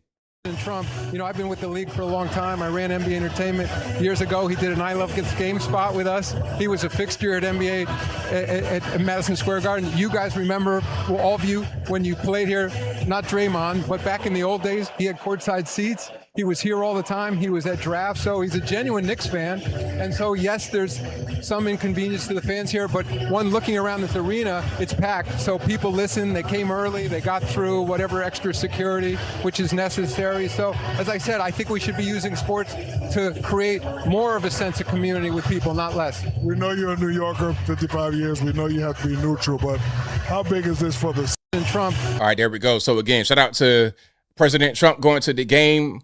I think President Trump is the first sitting president to go to an NBA Finals game in history. Y'all fact check me on that, but that's what I think. And as Adam Silver just said, Trump is a New Yorker from Jamaica, Queens, just like 50 Cent. Okay, one of us. Like I said, Trump is black, basically. You grew up in Jamaica, Queens. Okay, He probably didn't see 50 Cent grandma around the way, wave to her. He's one of us. So shout out to President Trump, our very first black president, going to the Knicks game. And shout out to the King J, Adam Silver, over in the NBA, supporting him and telling the truth. All right. Now, Scott Pelley getting fired over at 60 Minutes. I didn't show this one before. He said that Rachel Nicole Good got hit with the car, or she as she tried to hit the ICE agent with her vehicle, it was not her fault that she got shot. It was the ICE agent's fault. It was clearly murder, all kind of stuff. Watch this. And RIP to the headphone users. Let me turn it down a little bit and let's roll. About 4 hours after our deadline, Barry Weiss sends an email to my boss, Tanya Simon.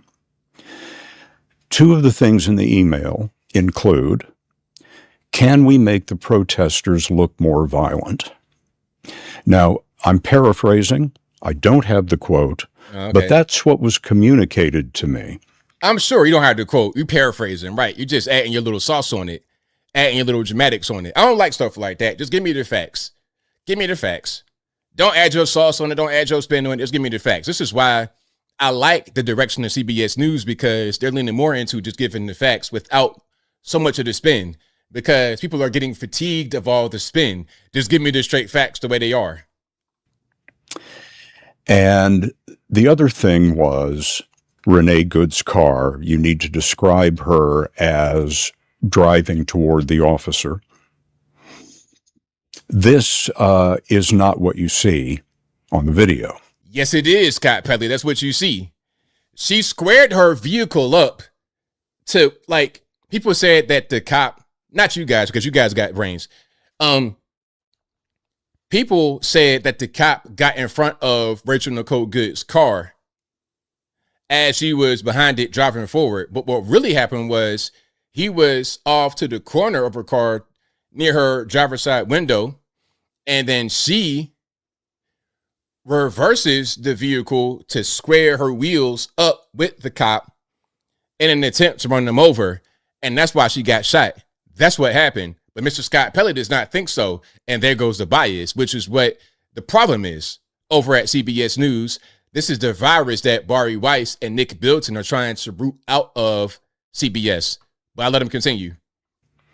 On the video, you see the officer standing slightly off the front of the car, and you clearly see Miss Good's wheels turned completely as far as they will go, away from the officer. But he shoots her in the head, kills her, and says something about her in that moment that I can't repeat in polite company. So we have gone out of our way in our plan from the very beginning to show the protesters for the responsibility that they had.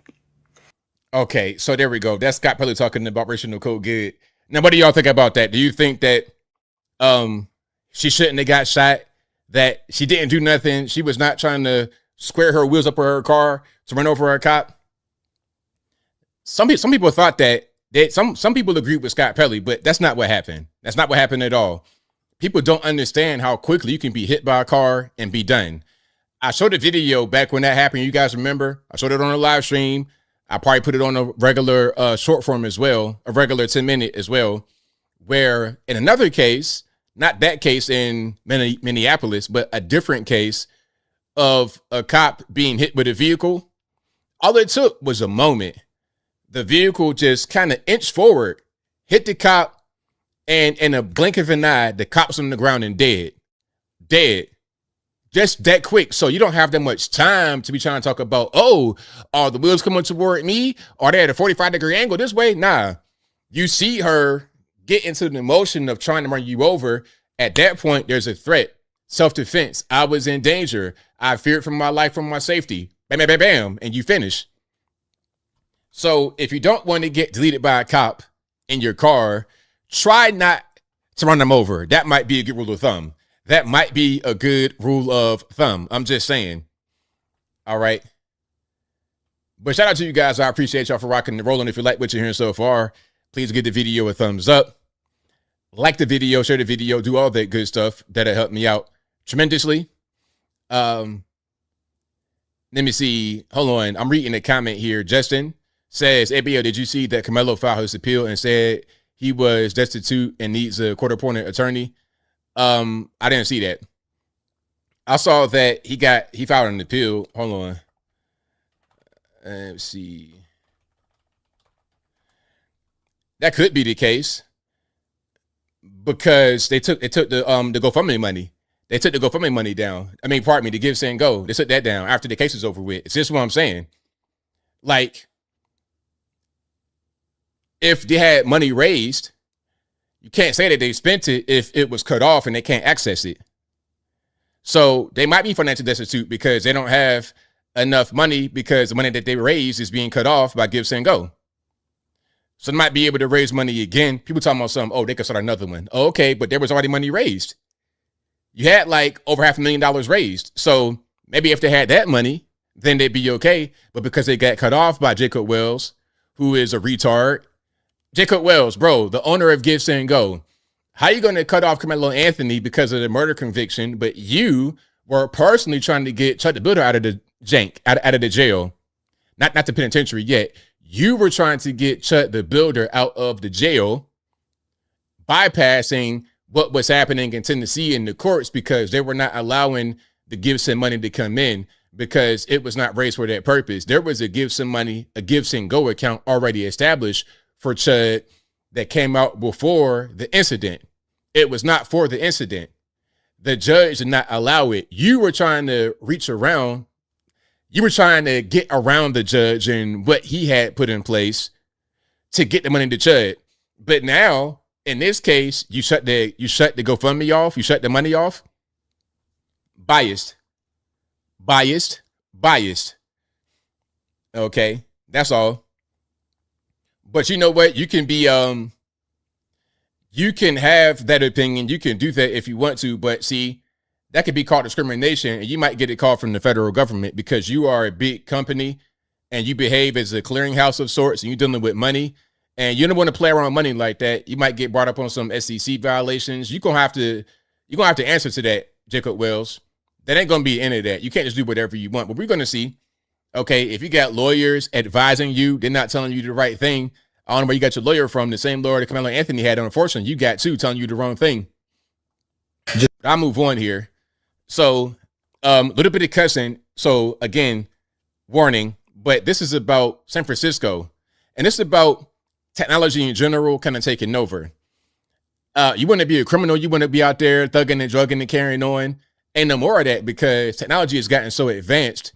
There's no more need for a high-speed chase. There's no more need to actually try to run you down, hunt you down. Why do that when they can just put a drone on you, follow you right to where you're going, and then once you get vulnerable, they hop out and they catch you. It's crime in San Francisco, period. That shit over with, brother. Oh, my mama, nigga, they got drones and hell, I'm gonna keep it. and they're called.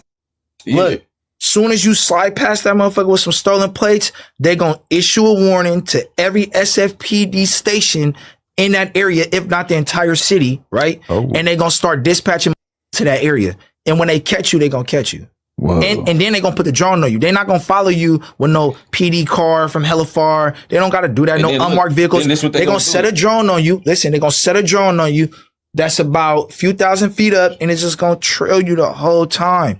And then when you hit a corner or something, they're gonna box your ass in. Like, so you're saying that, like, with all that license plate technology, that the classic move of like stealing a car and then spinning on your ops and then ditching the car, that just is not what it used to be? Nah, you can't do that shit no more. Really? Nah, it's just crime in San Francisco. So yeah, I mean, the technology is here.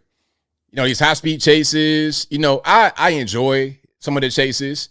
Like down here in Georgia, we got GSP, and you got some of these high speed chases on the road on 75, 85, and then you get that pit maneuver. Oh, I love those. A good, well-timed pit maneuver is so satisfying. Like, mwah.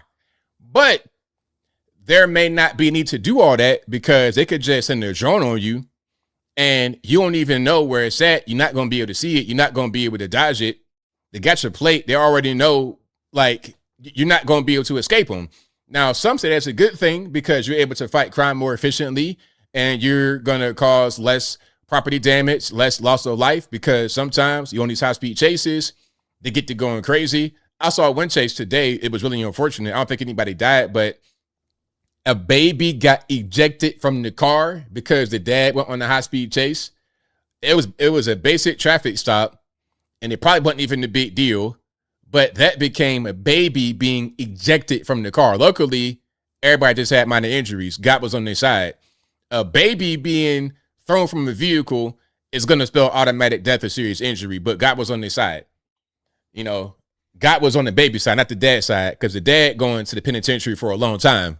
That's going to be a bunch of charges, but there may not be a need for that since you got technology. Is that a good thing or a bad thing? Because that same technology can be used to spy on us, which is already happening. Okay, imagine you get flagged for some reason. You're not even a criminal. You just get flagged for some reason. Was it with 3 kids in the car in your end? That was crazy. But imagine you're just riding. You're not a criminal, not doing anything wrong. But for some reason you get flagged and now they following you to wherever you at with a drone and some more stuff. So that could be kind of scary. But hey, that's going to be the future. That's going to be how they go. And they already got that in China. They already got it in China. Hey, you illegally park in China for 2 seconds. Move car now. Move car now. Your illegal actions have been recorded. You're going to get a ticket. Matter of fact, it's like Black Mirror. They're going to see you. They're going to know it's you. And they're going to deduct money straight from your phone straight away. You won't even be able to dispute it or nothing because they saw you do it. That's rough. But that's going to create compliance. It's going to create a lot of compliance. Okay, now speaking about compliance, leave these ICE agents alone. Leave these Border Patrol, ICE agents, police officers alone. You see officers out there doing their job. Just let them be. Just let them be. Okay, you don't know what's going on. You have no jurisdiction. Just let them be. But some of us can't take that hint. These guys have active asylum applications. What are you trying to do? What you trying to do? They have active applications. They're here legally. Don't put your phone in my face. Don't push me. Don't put your phone in my face. Why would you push somebody? Stay arm's length away from me. I'm right here. I was Stay an arm's length away from me. I was. Next time I'll take you into custody. I'm right here. I don't know who you play with in the past, but I'll take you in. I'm an attorney. I don't an care. Immigration attorney. I don't care. And I'm a if US you violate citizen. the law, guess what, I'm immigration standing attorney? right here. You'll be standing in court too. I'm standing right here. 18 U.S.C. 111. You So you're going to come after me? You're going to shoot me? These guys have active asylum applications. There's nothing wrong with them. Why are you trying to pick them up? You don't know what they have. So why are you trying to pick them up? You have no idea. It's not legal. It's none of your business. It is my business. I'm their attorney. It's exactly my business. But look, really, you just out there hooting and hollering, getting in the way. You have no jurisdiction. You can't stop anything. It don't matter if you're their attorney or what. They got a lawful action to carry out. You just in the way. And really, if it's me, I ain't going to talk to you. The first cop, my man right here, you know, he did more than me. I ain't going to talk to you at all. Like, I'm not even going to engage with you. People like that want to get in your face and harass you, they're the worst of the worst. You talking about scum of the earth. Scum of the earth, I hate them so much. They're the worst. They make my skin crawl. So I ain't even really going to entertain you. You know what I mean? As long as nobody put their hands on me and just kind of leave me be, I'm going to just ignore you. Okay? It's like the crackhead asking for change. Okay? The crackhead asking for change at the gas station. I ain't even going to make eye contact. I'm going to, like I don't see you. Like you an invisible person. Like this right here. Okay. No peripheral vision, kind of going like, nah, ain't gonna be none of that. I'm gonna look straight ahead like I don't even know what's going on. Okay, you can have a whole a JBL speaker playing Macarena. You could be doing all kind of dances, trying to distract me, juggling bowling pins. I don't care. I'm not gonna look in your direction because I don't want to even interact with you at all. Period. Now, shout out to Caleb Hammer. He has one of these guys. I blame the Jays for everything in real life. Now, this is a short clip, but I want to see the full thing. Oh, man, Caleb, please. I got to see the full thing. I blame the Jays. The Jews done everything to me in real life. I think they're behind everything since like JFK. I'm just going to air it out because we're at that point. Who did 9/11? The Jews. Who killed Charlie Kirk? is real. Israel's behind it. What the I think that. Okay, so the Jews did everything. 9/11, Charlie Kirk. Okay, my big toe got stubbed in the morning. I got fired from my job. They caught me on camera stealing, and I was at my desk sleep, and I had a mouse jiggler doing all my work for me, and they caught me doing that on camera. But look, I got caught doing all those things, but it's not my fault. I blame the Jews. People like that, man, they're funny. They really are. Hey, Kenneth, if you're watching, shout out to you. But that whole blaming the Jews thing, whenever I hear that, I kind of roll my eyes. I'm like, man, you people in real life, like, what is that really like? Especially Candace Owens, you're dealing with high-level Jays. So why act like that's not really the case? Why not just say that? Why act like it's some kind of conspiracy against you when you are dealing with big dog Jays in your everyday life? And it's okay. I don't understand. Now, speaking about people that got a problem with Jays, hey, this is going to be who we just saw, that young man. This is him right here in the future. Graham Plattner. Oh, my goodness. Graham Plattner, bro. Thank you for your service. I appreciate you for what you did. You're a veteran. You went overseas. I don't know all the ins and outs of what you did, but you went over there, which is more than me. So shout out to you for that. However, you got some troubles, bro. You have some troubles. And while I may appreciate your service, that does not mean that I want you to be in our government. Yes, you're going to be a Maine senator, I would suppose. As you can see right here, he clinched a nomination. And it wasn't even really close. But I don't want you to represent our U.S. government. I don't want you to be on Capitol Hill. Okay? You represent Maine, but you're going to be one of the 100 senators who are going to control the nation. Now, let's hear from him in his speech here as he got the nomination in Maine. Love and redemption. Redemption is not just some simple or easy destination. It's a journey. I've made mistakes in my life, mistakes that I regret, that I live with, that I continue to learn from. I'm still far from perfect. But every day I wake up and I try to be a little bit better and a little bit kinder than I was the day before. And if you give me the chance, I will be a senator for the people who cannot afford to buy a senator.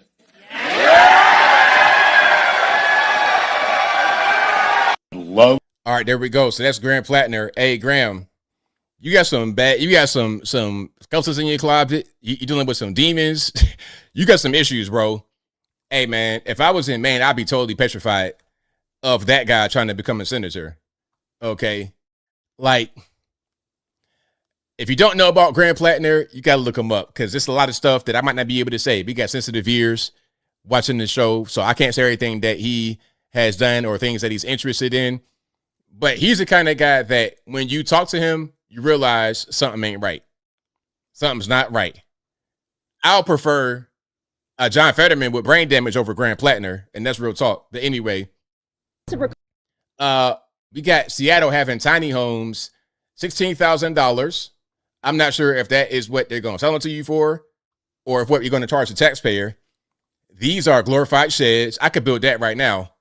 16,000, which you put a compressor on the side of it, so you run electrical to it, something like that. I could put up a solar panel and a battery and run AC in the window. That's a shit. I could build that for much less than what they're talking about. And a lot of these little villages are for the homeless, meaning people that smoke crack all day. And the mayor here, Katie Wilson, is saying, well, you don't have to be sober when you move in. It's okay if you like to get high. Recovery is really complicated and difficult, and so we're not demanding that people be, abstinent when they enter this village. There are thousands of people sleeping unsheltered on our streets. Yes, we are failing. We are failing. Collectively, we are failing. The mayor says the shelter will also offer health services, including drug treatment, which will be encouraged but not mandated. Recovery is really... All right, there we go. So recovery is encouraged, but not mandated. You don't have to be abstinent. Abstinent, that's a really interesting word to use when you're talking about not getting high, not using drugs. Okay? Yeah. So if you're an active crack smoker, if you're actively shooting fentanyl, it's okay to live. It's okay to live there. Now, back in my day, I know it's crazy, what she said is crazy. I know. Back in my day, if you wanted to get high and be in public housing, that was not allowed. That's a strict rule. You can't do that in the homeless shelter and project housing. If you found out to be getting geeked up, getting high or whatever, you're going to be kicked out. That's how that works. And rightfully so. Rightfully so. But anyway, that was Free Out of Washington, a.k.a. Seattle, Washington Mayor Katie Wilson. Now, Spencer Pratt, as you can see right here, excuse me, this graph shows what the results were like on election night, if I'm not mistaken, and then how when you get more mail-in ballots, how it shifted. So you see at one point, well, Karen was always going to be at the top. Karen Bass was always at the top, but then it was Spencer Pratt and Nithya Raman under Spencer Pratt. So Karen Bass in first, Spencer Pratt in second, Nithya Raman in third. But as more mail-in ballots came in, Spencer Pratt's lead went down and Nithya Raman's went up to the point where these 2 points right here by their names crossed each other, and Nithya Raman took the lead, and now they called it for Nithya Raman. And they said the reason why that happened is because when you bring in more mail-in ballots late, they're going to always go in favor of the far left candidate, in this case, Nithya Raman. That's what they say. Okay, now here's an explanation. Here's what CNN says about it. Here's the explanation. The president says that it's rigged somehow. It's not. This is just the way they do it. But the thing is, the person who might be most upset about all of this, not a Republican, but the incumbent mayor of Los Angeles, Democrat Karen Bass. With us now is Chief Data Analyst Harry Enton. What am I talking about here? Yeah, this is the dumbest conspiracy theory I have ever heard, because the Democratic establishment and Karen Bass wanted Spencer Pratt in the runoff. They don't want any part to do with Nithya Raman. Why is that? Because just take a look here. Okay, mayor runoff polls, Bass versus opponent versus Pratt. Bass would have crushed Pratt by 18 points. That's what the polling showed. Look at how she does against Nithya Raman, on the other hand. Raman is ahead by 4 points. Bass has a real race on her hand if, in fact, Raman is the one who advances. And, of course, the Democratic establishment is backing Karen Bass. But versus Spencer Pratt, she was crushing him. She wanted to face Pratt. She wanted nothing to do with Raman. That's why these conspiracy theories, simply put, make no sense, people. All right, there we go. So that's what they say on CNN. I mean, at the end of the day, it doesn't really matter. There's no difference between Nithya Raman and Karen Bass. Not really. I mean, not to me. To them on the left coast, it is, because they see Karen Bass as being more of a moderate liberal and Nithya Raman as being more of a far leftist. Well, I don't know. Like, that's kind of what it is, but they may see them as just being, they may see Karen Bass as being more conservative and Nithya Raman as being kind of a normal leftist, because they view her brand of leftism, the extremism, the communism, socialism, they see that as normal. And they see a person who's not like that as a conservative. And they see Spencer Pratt as a racist, although he's not. And there's no evidence of that. But that's what they're going to run with, because that's the way they think. That's the way their minds have been trained. Okay, now, speaking about LA and the elections, we got some fraud happening on camera. We have interviews, people on Skid Row who are saying they're being paid money to go out there and vote. And when I posted the videos, a lot of the comments were saying, well, how do you know they weren't being paid to show that, to say that in the video? How do you know they weren't being paid money to say that they were being paid to go out there and vote? Well, here we have undercover video from our guy, James O'Keefe, to prove what I'm talking about. Fraudulent petitioners on Skid Row are now paying the homeless to forge names, forge addresses, and forge signatures of registered voters. So do you want to sign? Okay. The first one. I'm Joseph Albright. Okay. The first name? Joseph Albright. What are you using? Teresa. No, I'm going to give you an address to write. Oh, okay. Directions? Okay, yeah. Robert. Quickly becoming a widespread scheme that can be found on almost every street corner in downtown Los Angeles. Fraudulent. So there we go. I mean, you got it right here on camera. Okay, hidden camera, candid camera, where you got the fraud going on. Last I checked, to do stuff like that was not legal. Last I checked, doing things like that was not legal. So what's going on? Now, here we have some interviews of people. This lady right here says she was paid $5. She said she was paid $5 US American dollars to vote for Karen Bass out there in Skid Row, homeless person. Check it out. My name is Shanika Renee Johnson. I'm from Los Angeles, California. 39 years old. You live in Skid Row? I live in Skid Row. And then did they come down here and try and pay you to vote? Yes. On a ballot? Yes. They just, how much they pay you? $5. And they said, here, come and vote for these candidates? Yes, sir. They told you who to vote for? Yes. Wow. So they told you to vote for Karen Bass or Cynthia Rahman? Karen Bass. Did you vote for Karen Bass? Yeah. For $5? Yeah. And they doing this for a lot of people? Yes. How often do they come down here? Probably like 3 times a week. 3 times a week? Hell, to yeah. get the ballots? Yep. Wow, to vote for Karen Bass? Karen Bass or whoever else. Nithya? Yeah. Crazy. Yeah, how long you been down here for? I've been down here 4 years. 4 years? Yeah. So you've been seeing this happen all the time? Oh, yeah. It's like a whole business, huh? Most definitely. And would you call it fraud? Yeah. Yeah? I would. And call it fraud behavior? Fraudulent behavior, yeah. Taking advantage of the homeless community? Yeah. Yeah?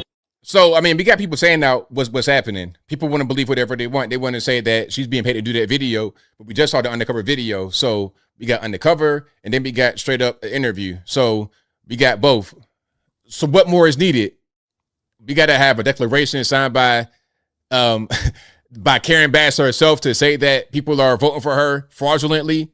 I mean, what do we need? Okay, now we got a guy talking about the same thing out there. He's saying, you know what? I'm not even from here. I'm from San Bernardino, but I'm still able to vote here for the mayor. How does that really work? Can you live in San Bernardino and vote for the LA city mayor? Is that how that works? Can I live in, let's say I live in Richmond, Virginia. Can I vote for the mayor of Norfolk, Virginia? Is that the way that works? Let's watch. Are you a registered voter? Yeah, I'm You a are? registered voter. Oh, so Well, no, I'm not in this county. I'm in San Bernardino County, but they just said, who cares? They gave me a name to gave you a write. name to sign? They gave me everything to sign. So they gave you a name to sign? they gave me a whole paper of like what to write and who to sign and everything. So Oh, wow. Damn. You just signed off on it? just signed off on it to make some money, you know? No questions asked, huh? Are you registered? So there we go. Hey, you know what? They give me a name, meaning they give me a name to vote as, and then they tell me who to vote for, and I just get my monies that way. Okay, so shout out to my man for keeping the other way real. I mean, what more needs to be said? What more needs to be said? You got it right there. So when people say that there's no fraud, that's not really a real thing. That's something that's been contrived by the conservatives. What more evidence is needed to prove our case? I think we've proven it pretty well right there.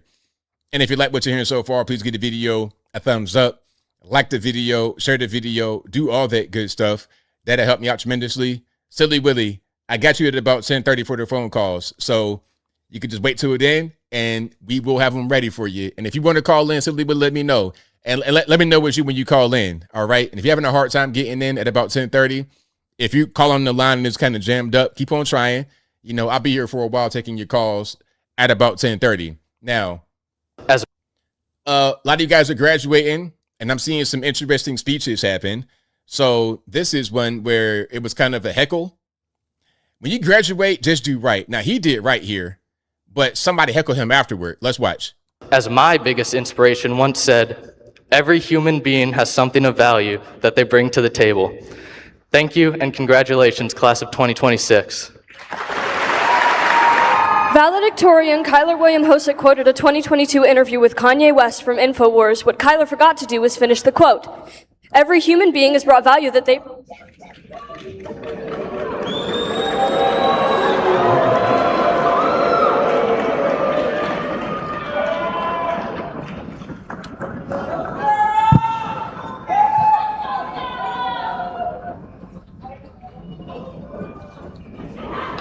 Jocelyn. Okay, so yeah, value that they... Don't go up there trying to heckle and stuff like that, and then look at their face. Oh, Dad, It's like they're 5 years old still. We got to grow up. You graduating, you 18, 22, whatever it is. Come on now. We got to grow up. But yeah, don't do stuff like that. Don't have to get shut down during your speech, heckling somebody. Don't worry about my speech. Worry about your own speech. Do that. How about that? Now, we got somebody trying to do a TikTok dance on the stage. Okay, I'm turning the music down. So then you see, he's like, okay, shake the hand. Okay, shaking my hand. Don't do no TikTok dance. Shake the hand. And then, keep shaking hands. It says post for the picture. That's why you got to do it. Okay, yeah, that's going to be a basic thing. Don't get on there and do no TikTok dance, act a fool. Don't do that. And then some say the teachers are wrong for having to control it. Not in that wrong. They're absolutely right. If I was to get up on stage when I graduated and do something like that, oh man, first of all, my parents would be totally embarrassed. They'd be mad. Like, what are you doing? Don't do that. Just go up there, get your degree and shake their hand and keep on moving. But then I'm going to be embarrassed because there's a video in which it's showing me do it. And now I'm just like, I'm going to cringe at that forever. Then we got another one here. Another one. You guys might have seen this one. Okay, so everything looks right at first. Smiling. And then, okay, let's shake hands first. Come on, you can't just snatch it from me. And then you got then he's snatching it from me again. Bad attitude. Hey, if you got that attitude when you are out there in the world. So look, first, she's reaching right for the diploma, but you got to shake the hand first. That's customary.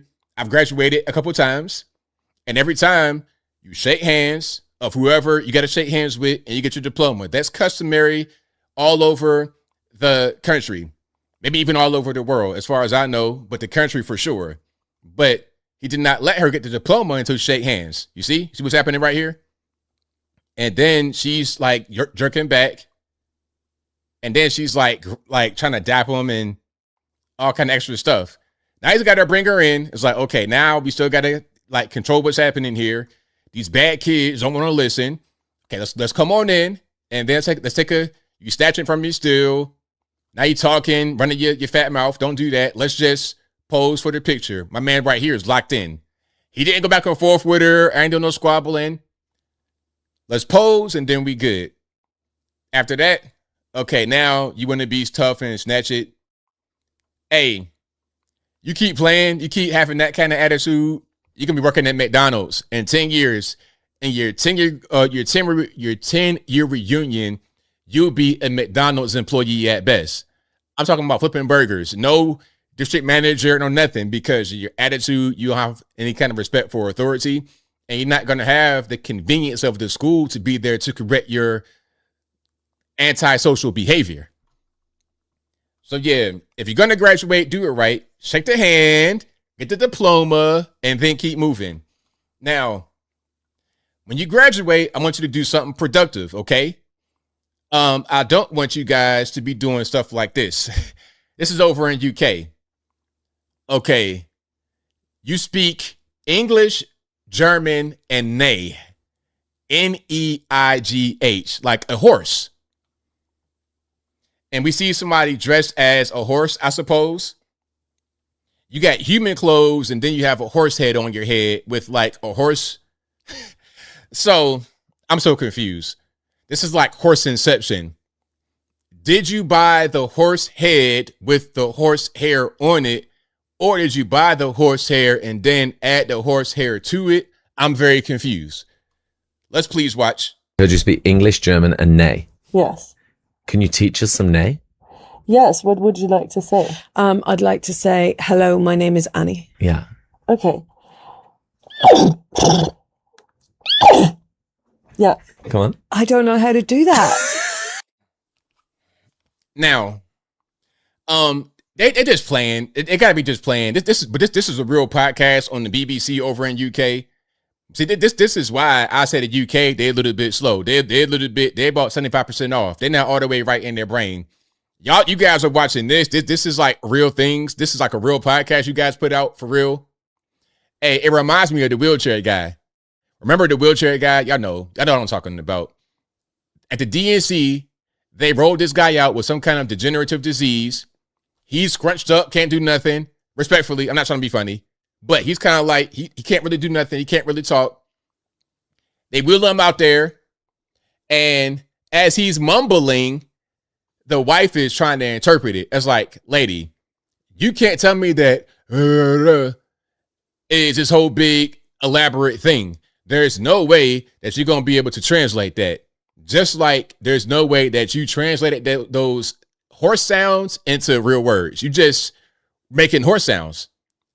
And I don't want nobody to tell me that there was an actual code in there. There was just you just making random horse noises. There's no horse neigh language. You just out there doing stuff. Anyway, so don't do that when you graduate. Don't do that with your life. Go out there and be an actual real person in society and add something to it. That's what you want to do. Okay, that's what you want to do. All right, now, speaking about weird things people do, Ozempic. A lot of you guys love Ozempic. And I always say, just don't eat all the time. Don't be a big back all the time. Try backing away from the table rather than getting on a drug that makes you do it. How about do it yourself? But anyway, there's a new drug they're prescribing, but it's experimental. Now, with these drugs, I wouldn't put something that's experimental in my body. Same thing with the COVID vaccination. Oh, it's brand new. It just came out with it. You know, I've not seen any trials. I've not seen how it is affecting people. When you get a new trial, when you get a new drug, they may have done trials. They may have done tests, but the real test is you, the end user, when it gets released to the market. You're going to be the beta test. So what you don't want to do is be a beta tester of these drugs and have your life ruined as a result. Ozempic right now is doing some things. A lot of these puberty blockers, they are killing people, young people. Okay. I was reading about puberty blockers that they were putting on young people in Sweden, I believe. And they said when they get to get older, like in their 20s and 30s, their spine sometimes doesn't fuse right. They're hunched over at 28 years old. They're looking like a witch troll with the nose and everything, the wart on the nose, the hunchback at 28 because of these drugs. So please, oh please, oh please, when you have these drugs in front of you, be careful. Don't just take anything. And here's what I'm talking about right here. This is going to be on CBS News. Shout out to her in the finger waves. I'm loving it. And the suit. Shout out to you. We are back with the skyrocketing use of those blockbuster obesity drugs. Tonight, there's a new safety concern about doctors prescribing one experimental weight loss treatment that hasn't even been FDA approved yet. CBS's Adam Yamaguchi has tonight's CBS News investigation. Online, they call it Retta, a drug that promises to curb hunger, shed fat, and retain muscle. Retta makes it so much easier. But the drug retatrutide is still in clinical trials, not approved by the Food and Drug Administration or FDA, which means it is not deemed safe for patient use. This is probably the craziest thing. And yet, a CBS News investigation found many doctors willing to prescribe it, and people are already injecting it themselves. Kevin Bukpesi is one of them.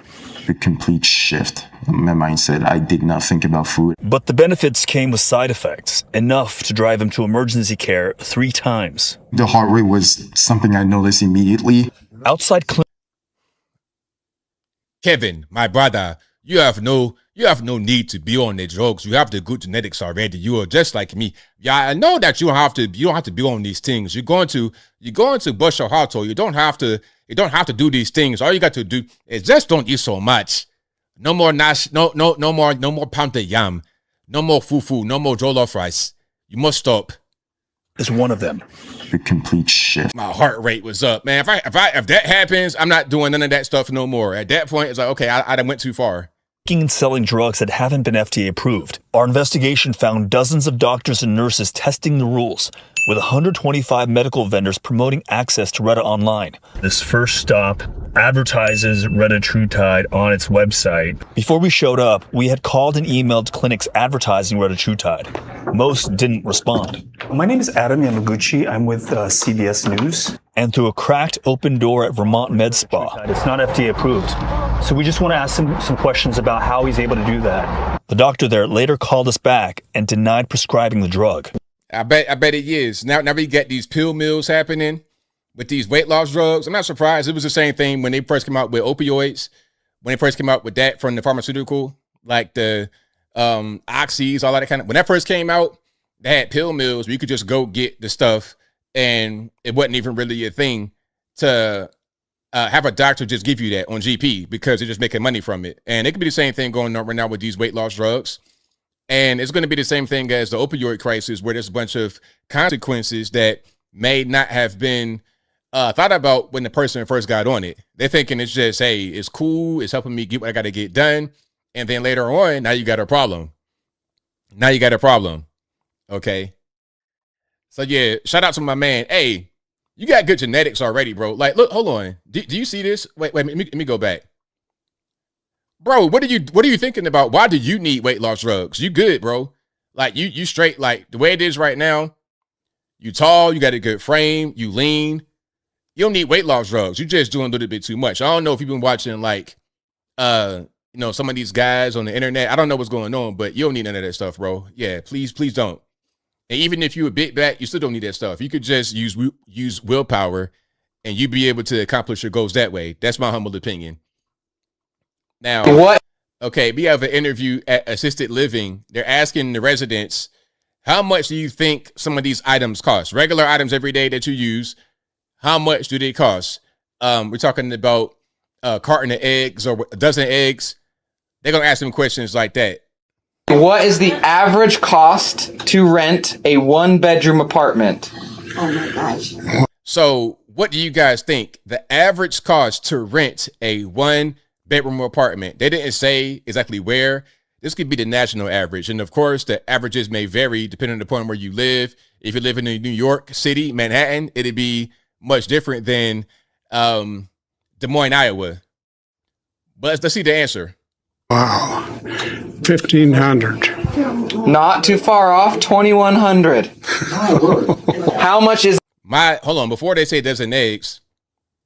So 2,100, things have most certainly changed. When I first got my first apartment in 2008, about 18 years ago, it was $775 a month for rent. I had a 2-bedroom, 1-bathroom, 894 square foot. Decent neighborhood, it wasn't too much crime and violence. We ain't had no roaches or nothing like that. I saw every now and again you get a straggler. I had pretty good neighbors for the most part, because when you get roaches, a lot of that come from having unkempt people that have, their property is kind of just not kept very well.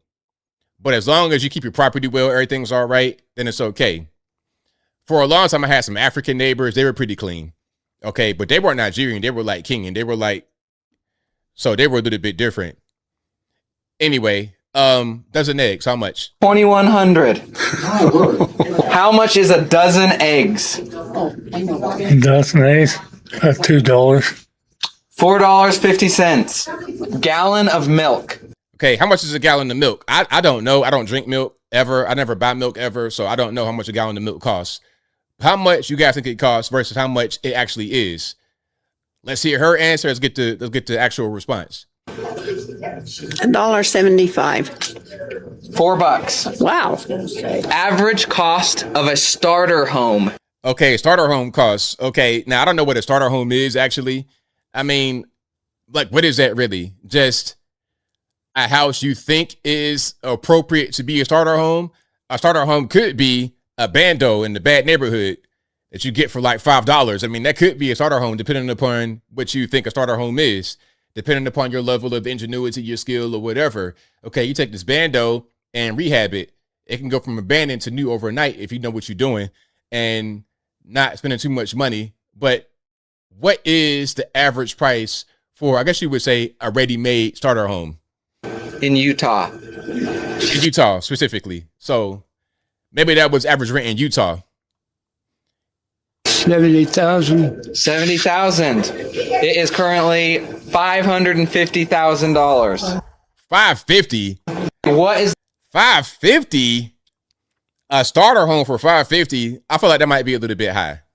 That might be a little bit high. They might be talking about how like my house. This ain't no starter home. Like my house, a 4-3, 2,800 square feet. This is not a starter home. This is like, okay, you got a family. I don't know. This is like my dad's first house when he came to Virginia. He had, that thing might have been 400 square feet for real. It was a room, a small kitchen, a bathroom, and his bedroom. That was it. And then later, he added the addition on it. And that might have been the bedroom, I think. I think at one point, it was just the front room. He sleep right there, living room right there, all of that. Remember the old school fold-out couch? Y'all know nothing about that. My old school people, y'all know about the fold-out couch. That's kind of a lost thing. That's a lost art. The fold-out couch, you slept right there in the living room. Okay, you wake up in the morning, fold the couch back up, and you back at it. You back at it. And really, they should bring those back. I'm not mad at a fold-out couch. I'm not mad at it. If I had like a real small house, I would get a fold-out couch because the couch sleeping is fine with me. That's totally fine. But a fold-out couch is better because you put less wear and tear on the cushions of the couch. It can look perfectly good when you were actually sleeping on it because you got the fold in inside the couch. Anyway, let's keep on going. Okay, now, this is in Denver, Colorado. This is $265 for a 1-bed, 1-bath. Okay, now, in my opinion, that is a starter home. That is like my dad's first house right there. Yep. He was like 25, 26 years old with a house like that. Now, eventually he got a house more like this, but you start right there. Everybody saying there's no affordable houses in Denver. This house is $265,000, 1 bed, 1 bath in Denver, Colorado. All right, let's go check it out. So this is your front yard. This one's going to be a super quick tour. As soon as you walk in, this is your living room. Not too many steps away. Here's where your dining room table would be. We have 1 bedroom. Open floor layout, I guess, right? Here's your kitchen, stove, washer, dryer, fridge. Wow. And here is your bathroom. And then here little yard, okay, is your backyard. Not too bad. So everybody saying So what do y'all think? Denver, Colorado, $265. Now I don't know where that is. I don't know what kind of, what you're behind right there. Some kind of brick and mortar establishment with this big brick wall. I don't know what's happening, but I mean, it looks bigger than what it looks like on the outside. It's bigger than it is from viewing it on the outside. That's pretty spacious. That's bigger than my dad's first house. Much bigger because this front room right here, hold on, that front room right there was pretty much it. And it wasn't even this big. The front room that he had was like, it would cut off right here, like kind of like halfway. And then off to the right, there was a bedroom. And then kind of like part of this was the kitchen. And then there was a bathroom kind of like over there. And that was pretty much the extent of it. All of this back here, all this extra stuff, like this extra little room, this area back here that went in there. Okay, that was, it's like probably about double the size. But if I was living in Denver and I didn't have anywhere and I'm kind of just trying to get started and I'm young especially, I would move there for sure. Yeah. Now, I don't know about purchasing it because when you purchase it, now you kind of like putting the bet on it like that's just your forever home. Or it might be kind of hard to sell that in the future. Now, these are going to be, what's the price of these? Hold on. These are going to be 140,600 square feet in Texas. I'm not sure where in Texas, but in Texas, 140,600 square feet for these homes. These are tiny homes. Kind of reminds me of that movie Vivarium. Pretty crazy. All right, we're going to take a look at a tiny home today.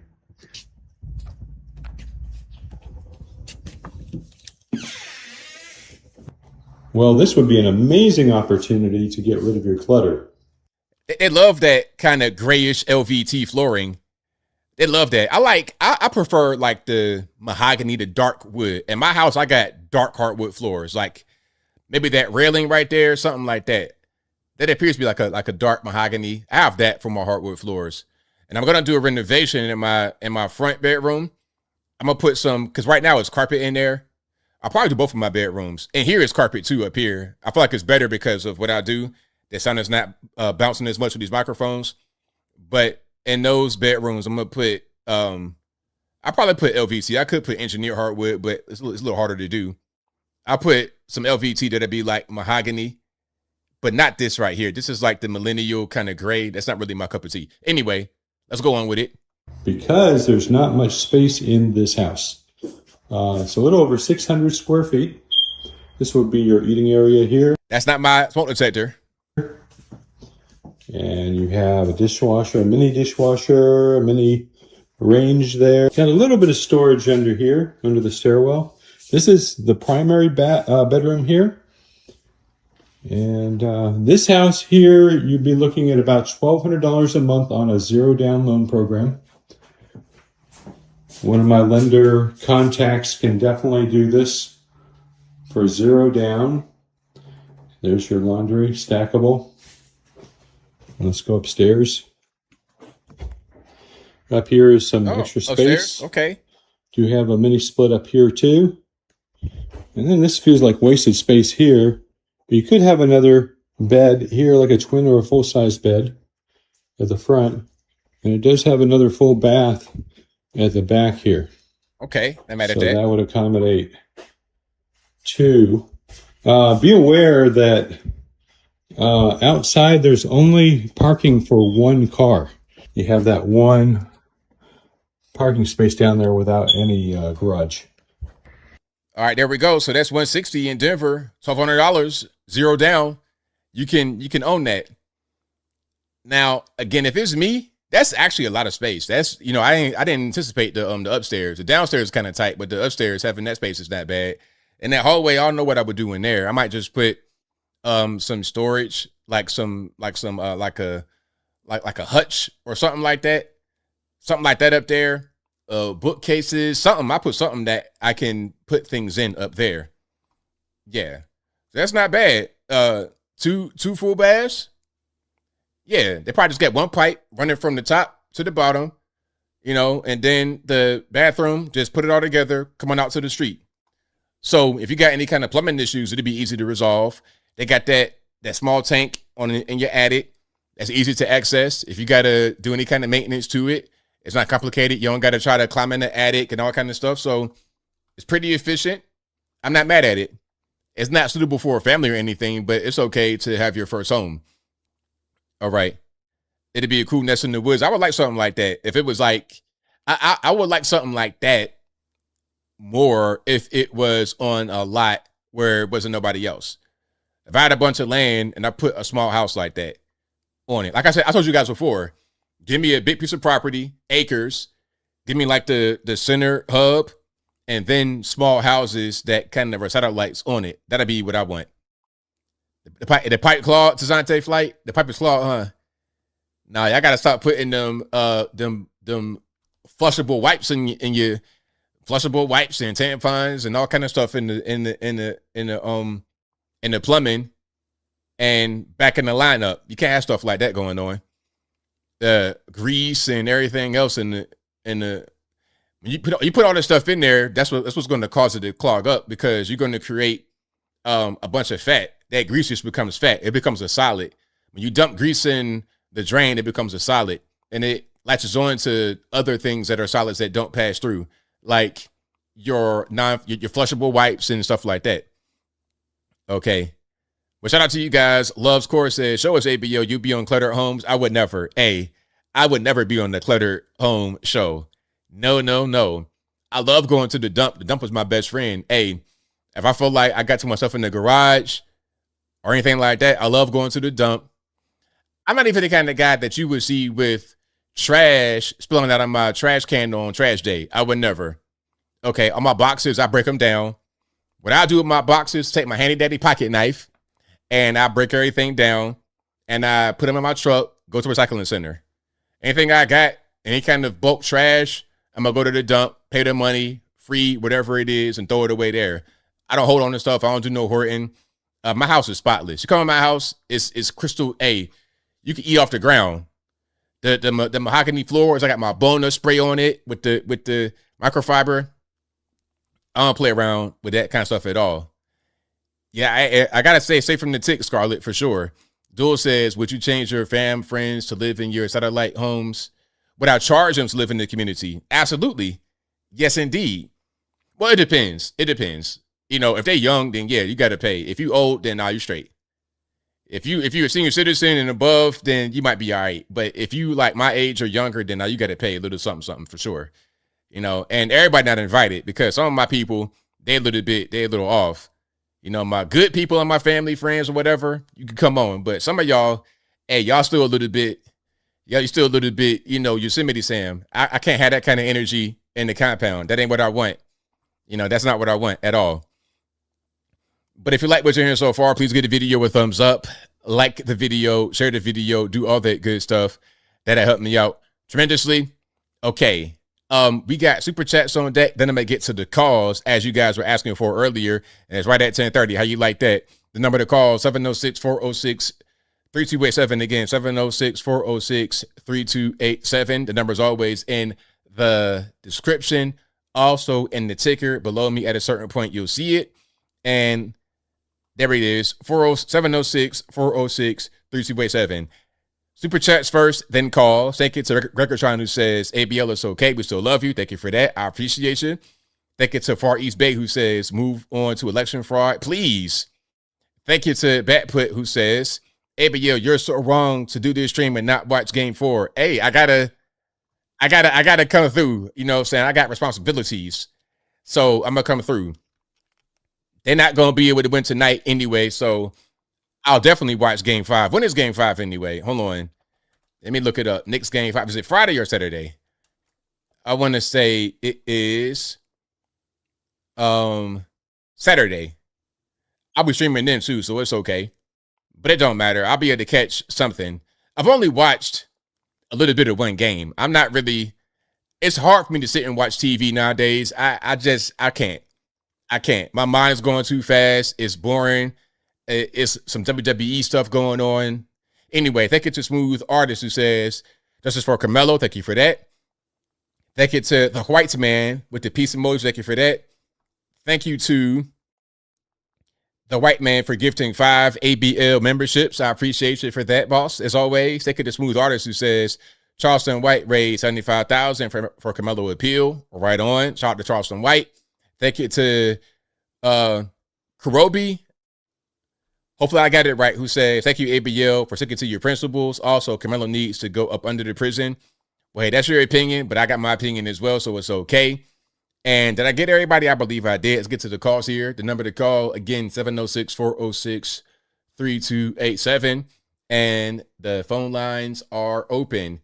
Anybody got any questions, comments, or concerns, please let me know. Okay. Please let me know. Okay. It's funny. I'm seeing some of y'all text me. I don't be on this number. This number is only active when I'm on the show. Okay. So if you are texting me, if you are calling me when the show is not on, I have no idea it's even happening. No idea it's even happening until I get on the show. Oh, that's interesting. Okay. I got a text right here. Yeah. But beyond that, I have no idea.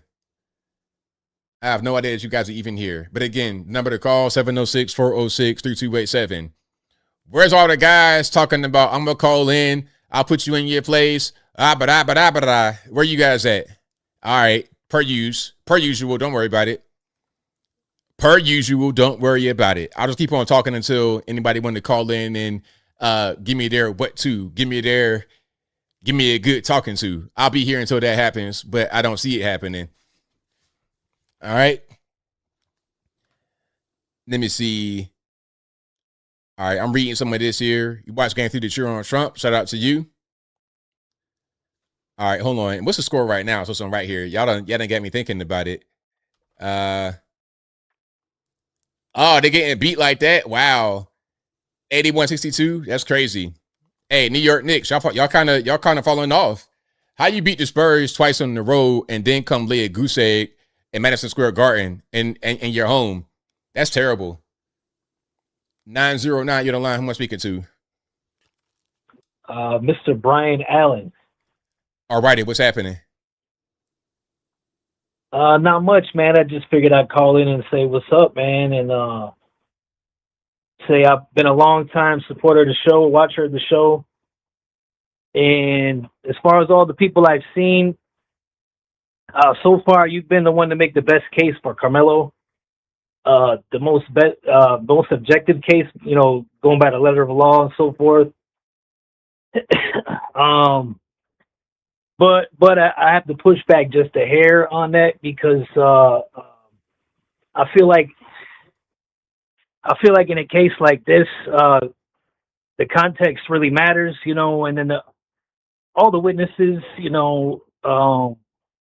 not only agreed that the hostile tone was set by Karmelo, but that his response was not proportionate to meet the supposed threat that existed. Now, the context and tone could realistically only be known by the witnesses, and neither you or me could realistically know the tone and the context that was set in the incident. So all we can do is go off the witness testimony at this point and understand that they're the only living beings that know the true context of the incident. With that being said, any sane jury is going to take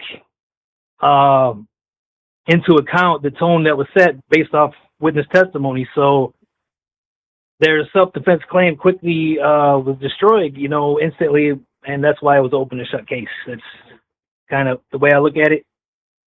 So, are you still there? I mean, I'm listening to you. Yeah, I mean, I hear your point of view. I hear what you said, but I still, I stand on what I said. I think that I'm correct. Witnesses and people. I mean, people can interpret witness statements in different ways. I saw it differently than you did. I saw the situation differently than you did, and I think that could just be a cultural disconnect. I don't know what that is, but I just see things differently. The witness testimony, whatever was presented, all of the information that was out there, I just see it differently.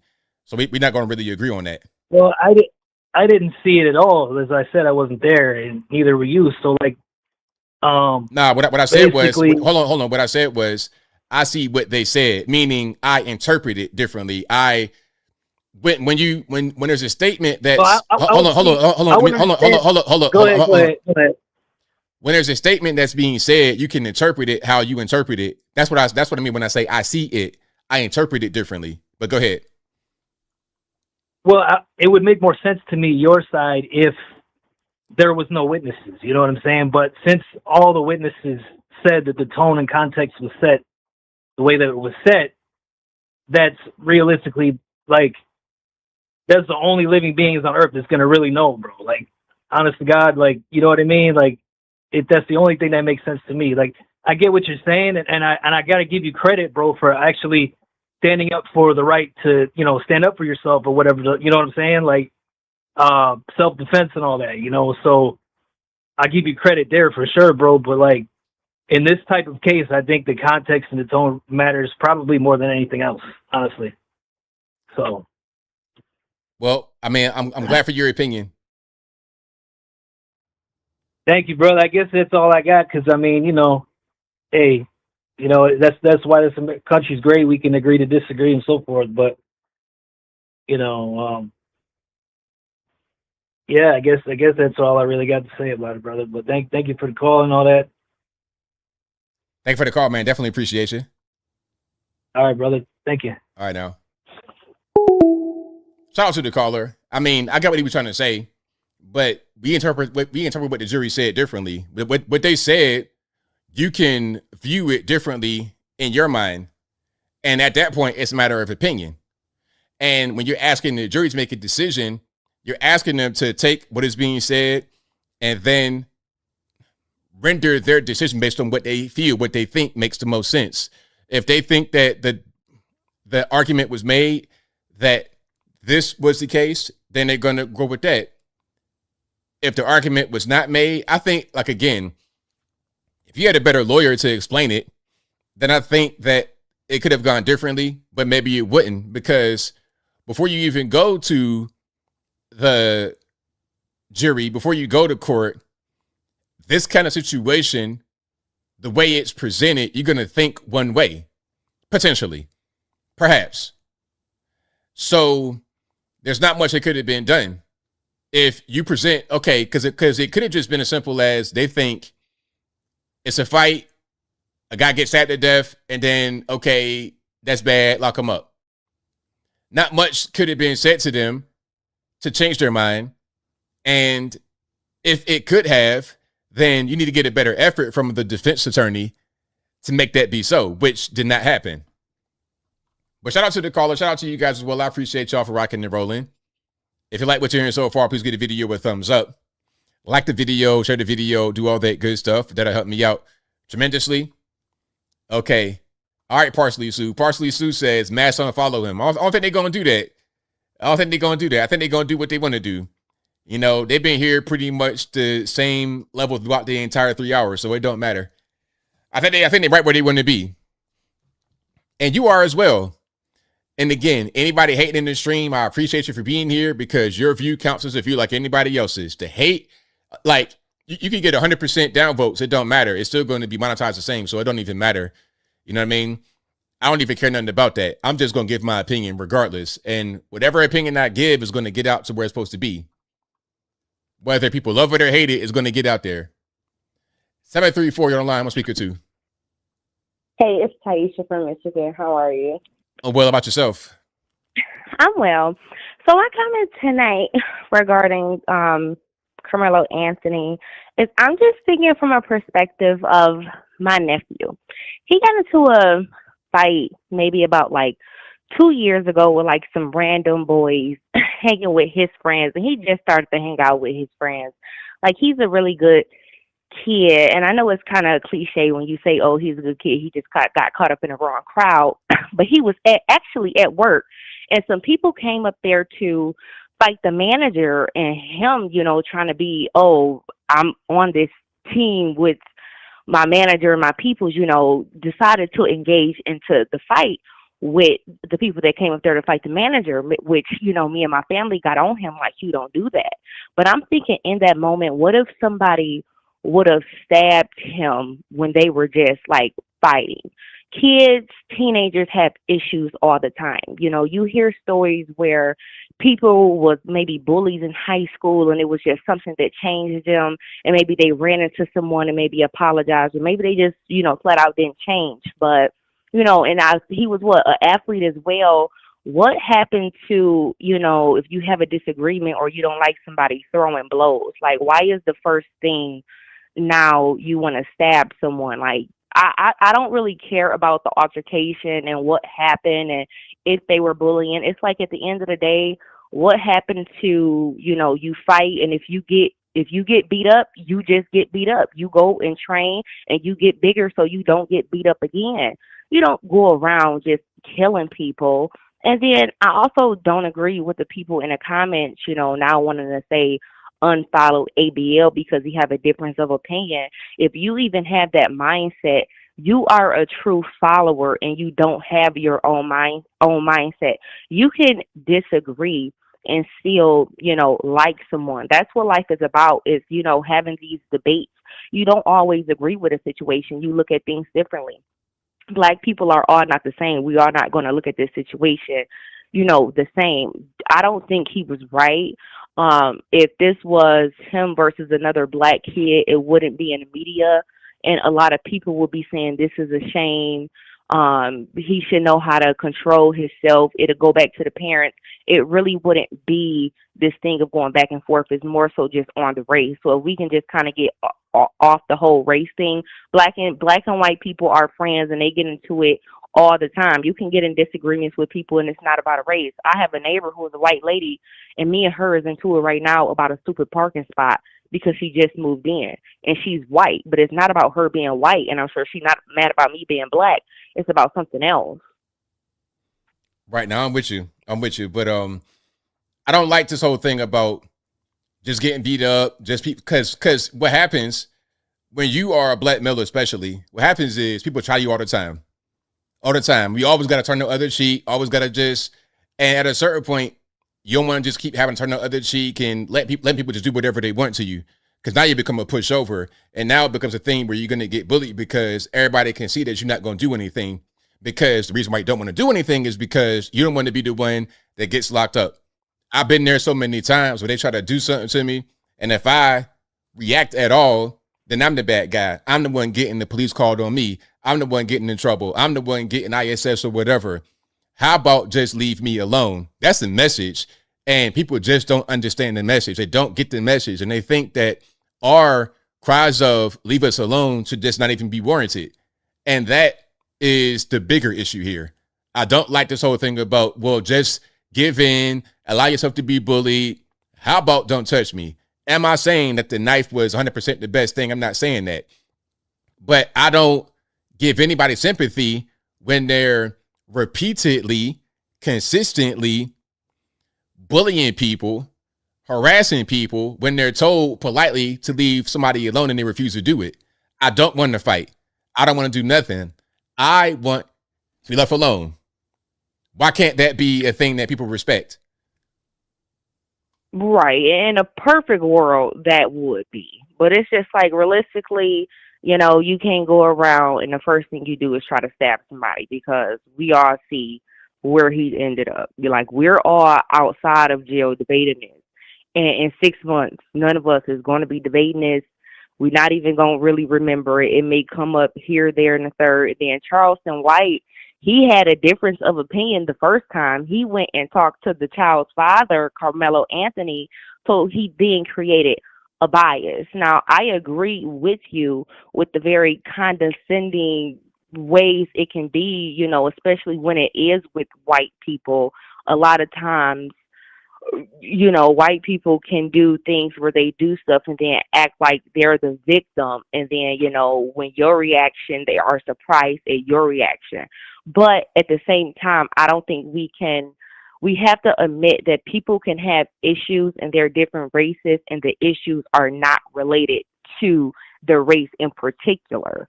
So, like, that's just my only comment tonight. And the people in the comments, you can disagree and still, you know, want to listen to ABL. Just grow your own mind and have your own thoughts. So that was my only comment for tonight. You have a great night, ABL. Thank you for the call. Definitely appreciate you. Bye. All right. Great call. Great call. That's a great way to have a disagreement, but, you know, we respect each other for our opinions, for our viewpoint. So shout out to her. Great call. And shout out to you guys as well who were able to understand that same thing. Let's go 773. You don't line. Who am I speaking to? Hey, ABL. I'm surprised I through. It's been a while since I called. I just wanted to say that I felt like you were completely right about your opinion about the Karmelo Anthony case. The George Zimmerman case was the very first case that I thought of because if you look at it, I think I just looked at your video that you just put out before you got on the live. George Zimmerman put himself in that situation. He was someplace that he wasn't supposed to be. If he thought he saw a prowler, he should have called the cops. He went outside. He got beat up by a 17-year-old kid and had to use his gun. He could have used his fist, but he didn't. And he was found not guilty for defending himself. The same thing happens with this Karmelo Anthony kid. It's very unfortunate that the young man is dead. This has ruined the lives of both families. But 35 years, that was far too much. Could have been 5 years, maybe 10 years, and he serves 5 and then do the rest on probation. Totally just, it was completely egregious. I saw a lot of the comments. They were just, it was bogus. And sometimes it makes me think of, especially as I'm a disaffected liberal, I believe that's what they call it. Yes. Okay. So, yeah, sometimes it does seem like just like the left sometimes can be overzealous about bringing up race, bringing up sexuality in places where it doesn't need to be. Sometimes I do feel like the right, they get so used to seeing young black kids involved in violence and debauchery that they look at every single case like this as perhaps maybe the black kid is wrong. The black kid is wrong. Well, no, in this case, this kid wasn't wrong. Nobody wants to be jumped by 4 dudes. So, yeah, that's all I had to say, man. I thought your take on this thing was great. Keep it up. It's awesome. Thank you for the call. Definitely appreciate you. All right. Have a good night. Bye-bye. Thank you for the call. Thank you. Because, I mean, hey, I put my opinion out there. I appreciate those who agree, disagree, everything. But if you agree, for sure, I definitely appreciate that. But, yeah, I mean, I feel like what I said is right. I'm going to stand on it. Those who don't agree, it's okay. If you do agree, it's even better. Okay. The line speaker to 317. Hey, buddy. I never realized how racist you are until now. Okay. All right, man. Come on. Like, don't do that. Like, if you're gonna call in with a different opinion, don't just call me a racist. Don't just hit me with a, you know what I mean? Don't do that. Let's talk about my opinion. Don't just insult me right away. Okay? It's simple. Let's look at you online, 437.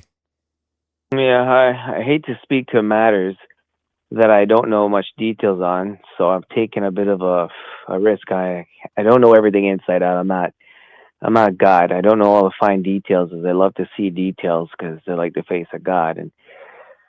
But based upon what I recall about this, I didn't know their names actually. About the black guy that went inside the tent. It's my understanding that he was told to get out the tent, and that it will, correct me if I'm wrong anytime, by the way, and that it was raining cats and dogs. I mean, I wasn't there, and I don't know. I don't know what. I don't know. Was he smoking? What made those other characters under the tent tell him, the black guy, to get out? Was he smoking? Was he doing anything? Allegedly, yes or no? Well, I don't know exactly who told him to get out aside from Austin Metcalf. I don't know if it was anybody else. But, and then to answer the question, as far as I know, from what I was able to see, it was because at least Austin Metcalf thought that he shouldn't be under the tent, but I don't know if he was doing anything except for just sitting there.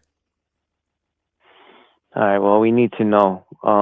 Think before we strike. I mean, if he's doing something like smoking, drinking, doing drugs, I'm not inferring that he was. I'm just saying, what is the foundation or basis of the action? What provocated? Was it, oh, I don't like fill in the blank, or was it, I don't like fill in the blank, smoking, or who knows what? I don't think he was a smoker, but I don't know. I'm not going to be prejudiced. Nah, he was just sitting there. Examples? He was just sitting there. I think so as well, but I don't know the details, because I think if under the laws of law, when it's raining cats and dogs, it's human. It's in some people's nature to take cover. Unless he was doing something, they could have been at peace, and you know what I mean, just like said, okay, in their mind, in a soliloquy, you can chillax here until it stops raining. But to chase him down, why did they chase him down? I want to hear what the reasoning, if any, was behind chasing him down.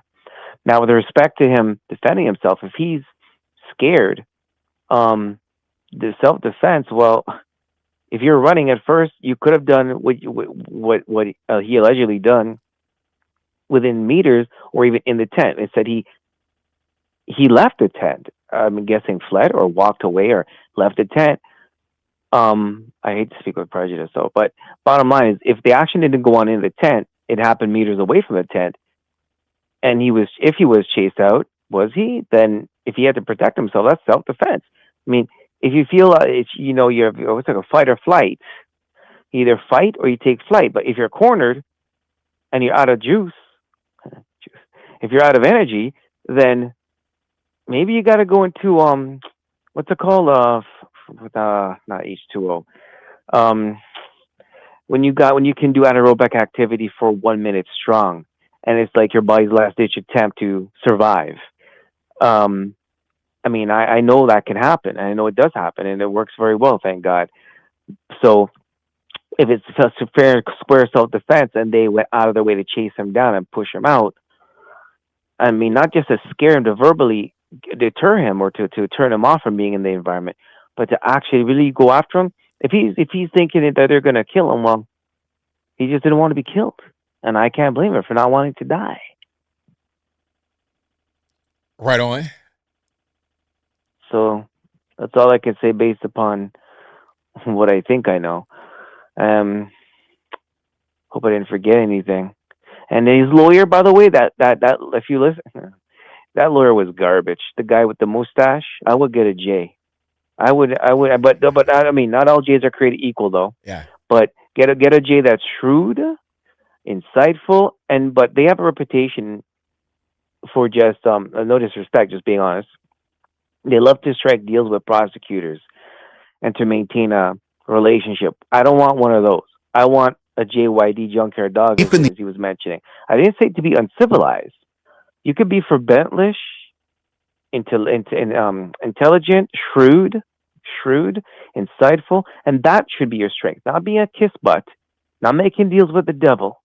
Nah, not selling your client out so you can maintain a good relationship with the prosecutor in other countries that call it the crown. No. You're there for your client, not to be self-serving, not to be wheeling and dealing. I know culturally some Jays like to do that. You want one that doesn't do that. You want someone like Johnny Cochran, Barry Scheck. That's a long story short. Like, teach the jury, show them, put them in your shoes, and let them come to their conclusion based upon being in your shoes. But striking deals like Shapiro wanted to do, that's selling your client out, man. That's weak. Fight all the way, the best you can do. No, you don't want no kiss butts and no Judases. You want people that are for real, that come to conquer and come to win and get real justice. Right on, man. Just a question before I go. Did when he allegedly stabbed one of those guys or so, did the other guy die? Well, one guy died. Austin Metcalf died. Okay. You said one person. You said one person one time and he died. All right.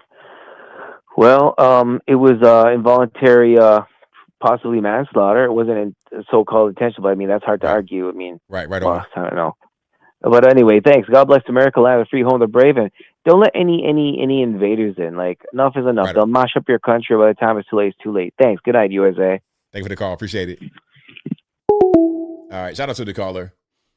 But yeah, shout out to you guys. I appreciate you for rocking and rolling. If you like what you're hearing so far, please give the video a thumbs up. Like the video, share the video, do all that good stuff. That'll help me out tremendously. You know, people ask me questions. Everybody don't know everything. A lot of people don't really follow the case. This is not really a big case like that. It is, but it's not. It is, but it's not. It's a case that has attention among a small segment of the population. But it's not like Trayvon Martin or nothing like that. It's not quite that big. So when people call me, they don't really know all the details of the case. 706 on the line. Who am I speaking to? This is Frank. All righty. What's happening?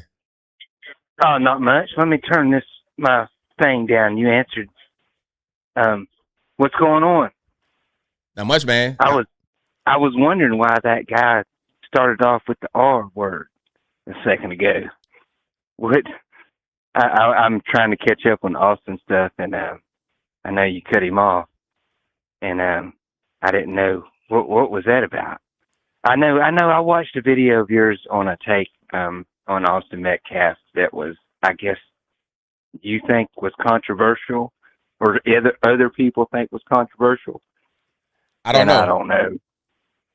Yeah, I don't know what it was either, but I thought it was a pretty good take. I mean, everything that you said, I don't know, but I am surprised that he got. I am kind of surprised that he got as much as he did. I didn't. I thought maybe manslaughter, but I didn't think he was going to get convicted of murder. And I don't know if you did from the start or not. No, I didn't think so. I didn't think so because this is not really a murder case. A murder case, it's like, okay, you got somebody trying to, breaking in your house and shooting you, or they trying to carjack you. They're trying to, it's like, that's a murder where it was like a planned out thing. When you have a fight going on and then somebody dies in the fight, whether you get punched in the face, whether there's a weapon that happens, I don't consider that to be a murder, especially if it was a spontaneous disagreement over just something that just happened right there. Not like, the person and there was a previous issue and, that's much different than what happened right here. And I'm all about holding people accountable for their actions, but when there's overkill, when there's over prosecution, I'm going to call it out. Yeah. Well, did you hear his Metcalf's brother said that his that Austin put his hands on Karmelo, and I thought, oh, that's got to be there's going to be that's going to be a big deal in the trial or whatever, because that was on tape or it was on video or something. I've seen it somewhere that his brother said, well, Austin went over and it sounded like he put his hands on him. He did. And and I thought that's going to end up playing a big role in the trial, but I don't think it did. I'm not sure what role it played in. I really didn't follow it as closely as a lot of people did. But anyways, I was trying to get in. I know you're probably your show's probably about to be over, but I'm glad you answered the phone. But yeah, I was wondering. I'll have to go back and look at some of those videos. But I was surprised at what happened. I was surprised how fast it happened too. Yes, very fast. Like what got me was when they found him guilty and then they went straight to sentencing the same day. I'm like, same day? It was just like it was already predetermined what the outcome was going to be. And the trial was just for show. That's kind of how it felt to me. I'm not saying that's what it was. That's just how it felt. Yeah, me too. It was kind of a weird thing. A lot of things happened, that I didn't expect. I didn't expect it to be over this fast. I thought I didn't even. But anyway, it's good to talk to you. I haven't talked to you since the Charlie Kirk thing happened, and that's been a long time now. It hadn't been that long, but it's been a while. But anyway, good to talk to you, Anthony. I appreciate you taking my call. Thank you for the call, man. Definitely appreciate you. Yeah, talk to you later. All right now. All right, good call. Shout out to the caller. Let's go to 682. You're on the line. Who am I speaking to? Oh my gosh. Hey, ABL. How are you? I'm doing well. About yourself? I'm doing good. I'm sorry. I'm turning the television down. So, I don't know how you're still talking to somebody else and I'm calling, but that's what threw me off. Anyways, so I'm down here in Texas, right?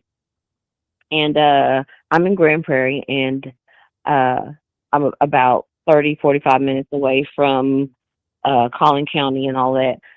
So I just wanted to make a quick point. I know that everybody or a lot of people are feeling like it was a miscarriage of justice and everything, and that everything happened really fast. But I just want to say, I don't know if it's already been brought up or not, because I came in on your video late tonight.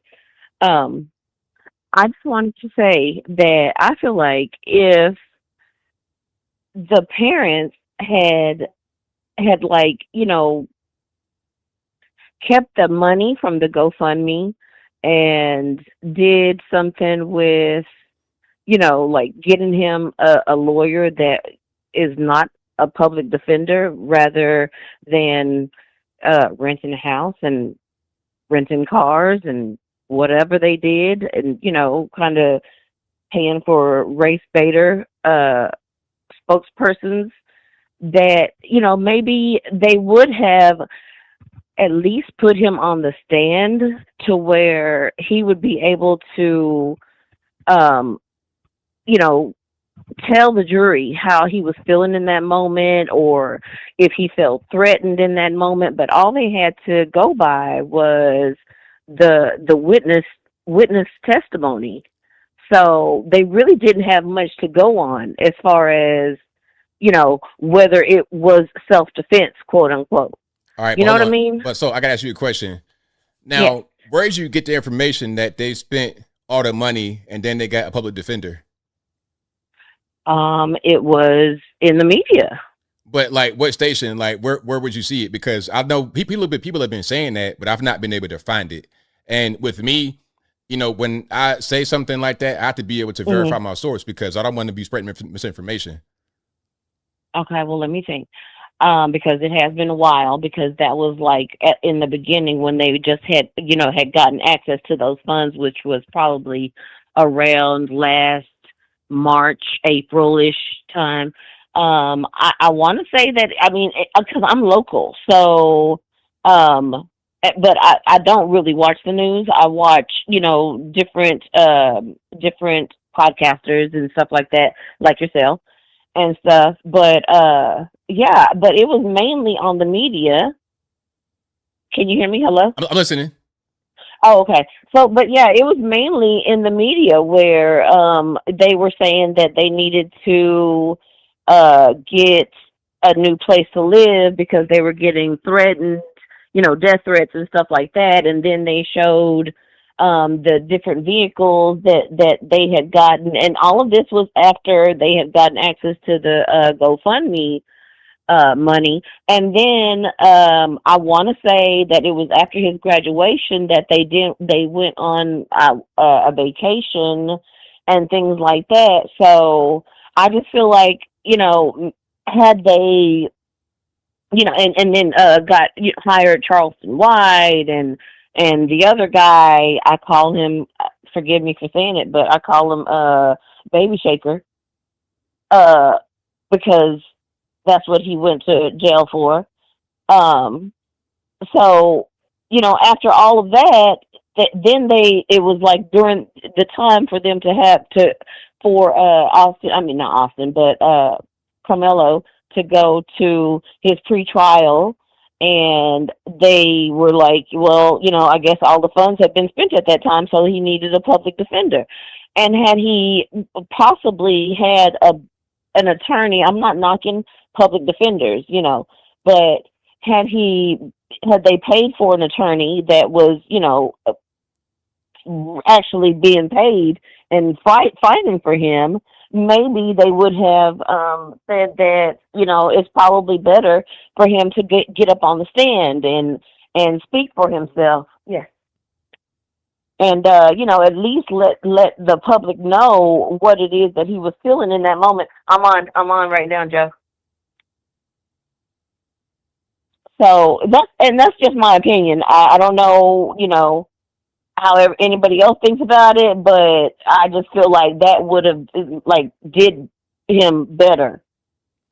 Okay, so I'm gonna give you a piece of information here. So what the fundraiser was on his website called Give, Send, Go. Right. Now, Give, Send, Go. Did you hear about it? They took the fundraiser down after the guilty verdict. After the guilty verdict, right? That's I'm talking about before. I understand, but that's what I'm saying. So when they took the fundraiser down after the guilty verdict, they put out a statement from Give, Send, Go, and it said that the money was spent on legal expenses and relocation because right when it happened, they were getting harassers and stalkers that come to their home and threaten them. So they had to relocate, and they had spent money on legal expenses. So I don't know about the public defender story. I've heard that a lot on social media, but I've not seen any facts to verify it. But from the GoFundMe, pardon me, from the Give, Send, Go, from the company themselves, they said in the statement after they canceled or shut down the page, when they got found guilty, they said that they spent the money on legal fees and relocation. So they didn't accuse them of spending it on improper things. Well, okay. I mean, I understand that that's probably what they said, or, I accept that, but I really feel like that, like I said, Charleston White and the other dude was not doing what they was doing for free.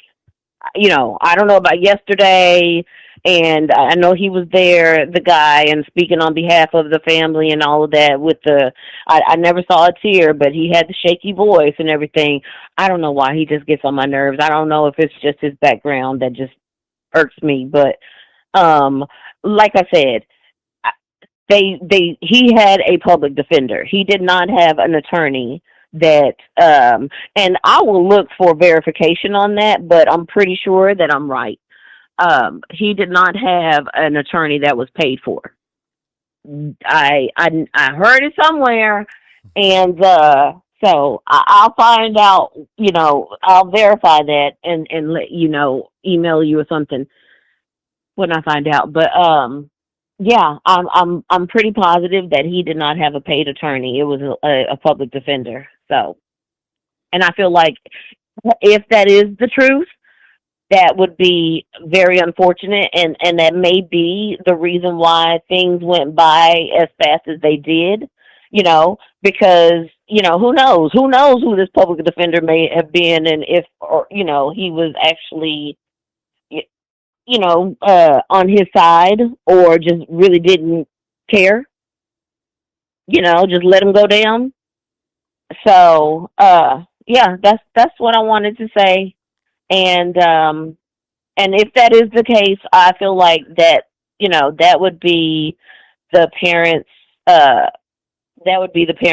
on the parents as well. You know what I mean? Because if they did have him with the public defender, then, I feel like that they kind of let him down. And I hope the best on his appeal, but at the same time, I don't believe that it was really a self-defense type case. I really don't. All righty. Well, And I got a few more calls I'm going to get to. Thank you for your call. Yes. I certainly appreciate you. Thank you. Have a good night. All right now. Bye. Shout out to the caller. Let's get to some more here. 313, you're on the line. Who am I speaking to?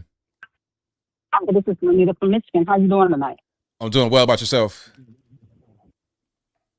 So I've been really quiet about this whole case because it bothers me. As someone who was in the classroom and just someone who has seen how quickly things can escalate with children because they can be so emotional. I agree with you on some things. I do disagree with you on others, but I think the one thing that I took away from it is I went and talked to my children about keeping your hands to yourself because you don't know how someone else would perceive what you're doing, and you don't know what that could cause. I don't think it was. It's an unfortunate situation that I know this young man, if he could go back in time, I'm very confident that he would have made a different decision. And maybe he would have just got up and walked out the tent. But I think in this case, there are no winners. You have one family who has a life sentence without their child, and then you have another family whose child is potentially be in jail for most of his adult life. So I think we can all agree to disagree, but I think we as parents need to have a very serious conversation with our children about how we handle things, about how far we take things, and about stepping back and getting an adult to mediate and not stepping into the place of a mediator. Because I think had an adult been involved from the beginning, this would not be a thing. I agree. That was my whole point from the beginning. Like, just go get an authority figure. That's conflict resolution 101. If y'all can't agree on something, then y'all just stop, go get an authority figure, let them mediate, and then y'all move on. That should be what happens in these situations. Yeah, it's unfortunate. And one more thing I want to say for the people that are upset about what happened, this is what he chose. He chose to go to trial, and he chose to be have this trial decided by a jury of his peers. So I would encourage us, when we get a jury duty summons, we go. Instead of finding ways to get out of it because we don't want to go or because we don't want to miss work and get paid a lot less money, it's important that we go to jury duty to see how that particular procedure works and how it affects people's lives. I was on a criminal sexual conduct case for 6 weeks, much longer than this case, and I was kind of amazed at how fast this case went. But when these prosecutors are presenting you with the law and telling you this is the standard you have to make your decision off of, it's a lot different being in that situation than someone who has never done it and saying, well, I think they got it wrong. Because we don't know what they were shown as far as how to make their decision.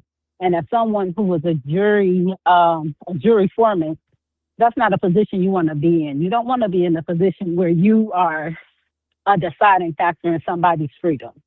So I encourage people to, when they get their jury duty summons, you become a part of that civil procedure so you can see how it works. And that may change people's opinion about how they should move, not only to protect themselves personally, but to also protect themselves legally. So that's all I have. Very good call. Thank you for the call, but certainly appreciate you. All right, you have a good night. Same to you. Great call. We getting some big brains watching the show. I appreciate that. I like that a lot. You guys keep me 100% sharp. You guys are very smart. Just great takes overall. So I appreciate everybody. Even if you don't agree, I appreciate those who want to call me respectfully and just have a disagreement. That's totally fine. I appreciate everybody. Okay. 828, you're on the line. Who am I speaking to? What up, baby? This is Lindsay from Candler. How you doing? I'm doing well. How about yourself? Good. Yeah. So I was just curious. I missed the part about whether or not that boy who got stabbed in the tent, if he actually ever got physical with the boy who stabbed him, or was he just like being threatening and like kind of bullying him and just kind of being really demanding and kind of like, you know, making the other guy feel small in front of everyone else. Now he put his hands on him. He grabbed him because he didn't want to get out of the tent. That was the whole fight.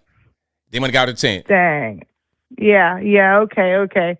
Well, then I definitely see, you know, why he felt so threatened. And now here's the thing, you know, when I was that age, you know, I was always skateboarding or skating somewhere. I wasn't allowed to drive a car. Good thing. I was pretty immature anyway.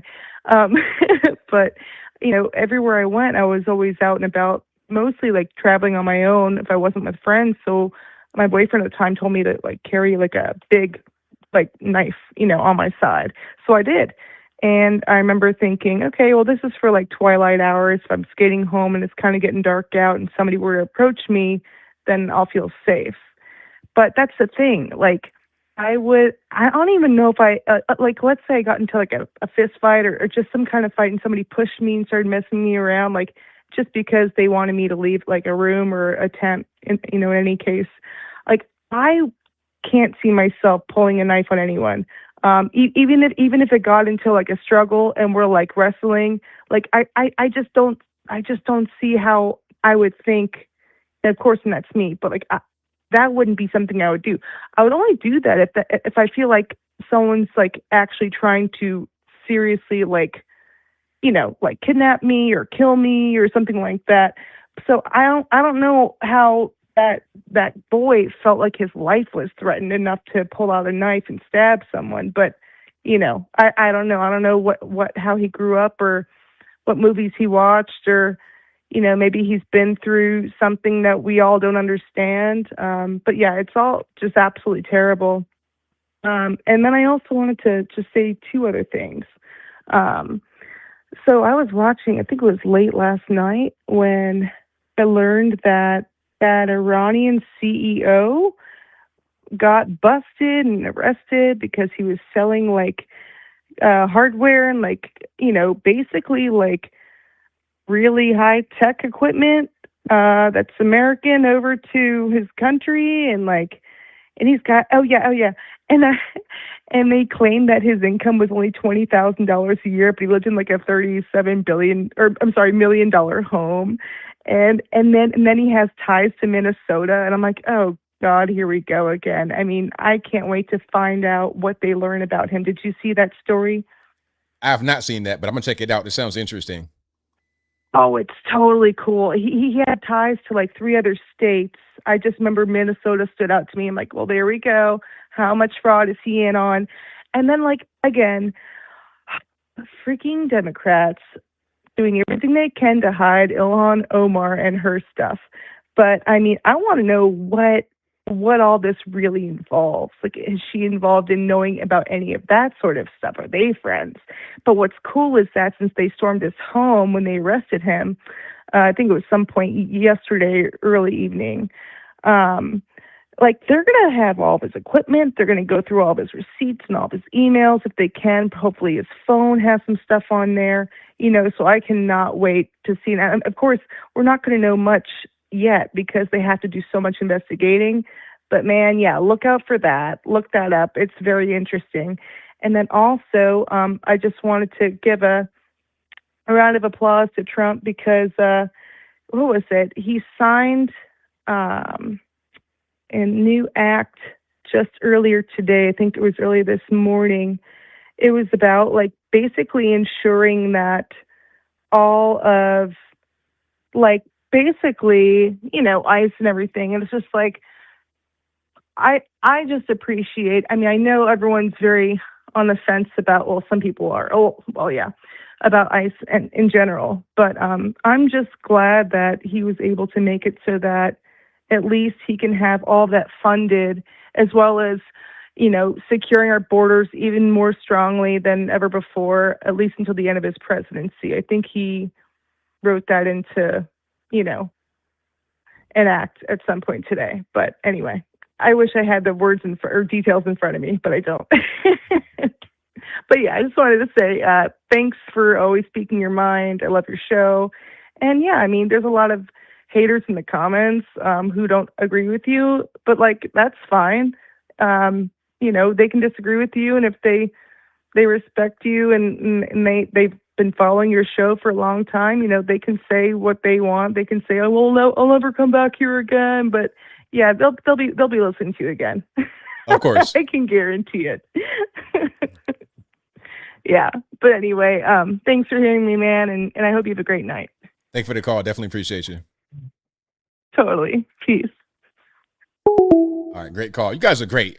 Shout out to the calls. Good calls tonight. I appreciate y'all for rocking and rolling with me. If you like what you're hearing tonight, please give the video a thumbs up. Like the video, share the video, do all that good stuff. That'll help me out tremendously. I'll be here for a little while longer. It's about to be my bedtime in a minute, and then I'm going to go to bed. But you guys have been great tonight. Thank you guys for rocking and rolling. All right. And is the game still on? I might be able to catch it a little bit when I get off. Is it? Nah, it's over with. Oh, it's still going on, but it's about to be. Oh, it's tied up. Okay. Let me go ahead and wrap up right now so I can watch like the last second of the game. That'll be perfect. But shout out to you guys. I appreciate y'all for rocking and rolling. If you couldn't get on tonight and you want to call in about your feelings on this case, you can call me on Saturday if you want to. I probably would not have this as a topic, the main topic on Saturday, most likely, but you guys can call in on Saturday if you want to and give me your opinion about that. But that'll be a wrap for me. Shout out to you guys. I appreciate y'all for rocking and rolling. If you like what you're hearing so far, if you enjoy the content in general, please give the video a thumbs up.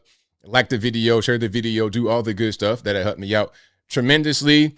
Thank you to everybody for watching, retweeting, super chatting, whatever you do. You know I could not do the show without you. Thank you to the mods for keeping the trolls in check. I appreciate y'all for that as well. This is also an audio streaming podcast. It'll be available on your favorite audio streaming platform, including Spotify, Apple iTunes, Google Play, whatever you want. I think somebody said that earlier. Yes, these live streams are available on your favorite audio streaming podcast. And if you want the Instagram live stream on those podcasts, let me know. Let me know. I'll put it on there too. But this one will be available for sure. I'm recording it right now in this mixer. So as soon as I'm done, I'm going to throw it right on there. But again, just visit your favorite audio streaming platform and I will be able to pop right on up. All right. So that's pretty much it. Did I get everybody on the super chat? I think I did. Let me just double check right quick. And thank y'all again for joining. You know, I couldn't do any of this without you guys. Let me make sure I got all the super chats read out. Then wrap it on up, put the bow on top. Okay, where we at here? Let me make sure I got everybody. And okay, thank you, Lenita. Lenita says we can agree, disagree. That's what adults do. Absolutely, right on. Okay, I think that is everybody. Shout out to you guys for supporting the show. As always, I'll be back live again Saturday, same bat time, same bat place, 8 p.m. Eastern Standard Time to right around right now. 11 p.m. Eastern Standard Time. Thank you to Bat Put who says, good job tonight, ABL 104-103 San Antonio Spurs. SAS. All right. Right on. Good update on the score. But shout out to you guys. I'll be back live on Saturday. I'm here pretty much all the time with pre-recorded content. Look out for the new content coming. New interviews and whatnot coming. Really excited about that. But until next time, y'all be safe. I'm out. And peace.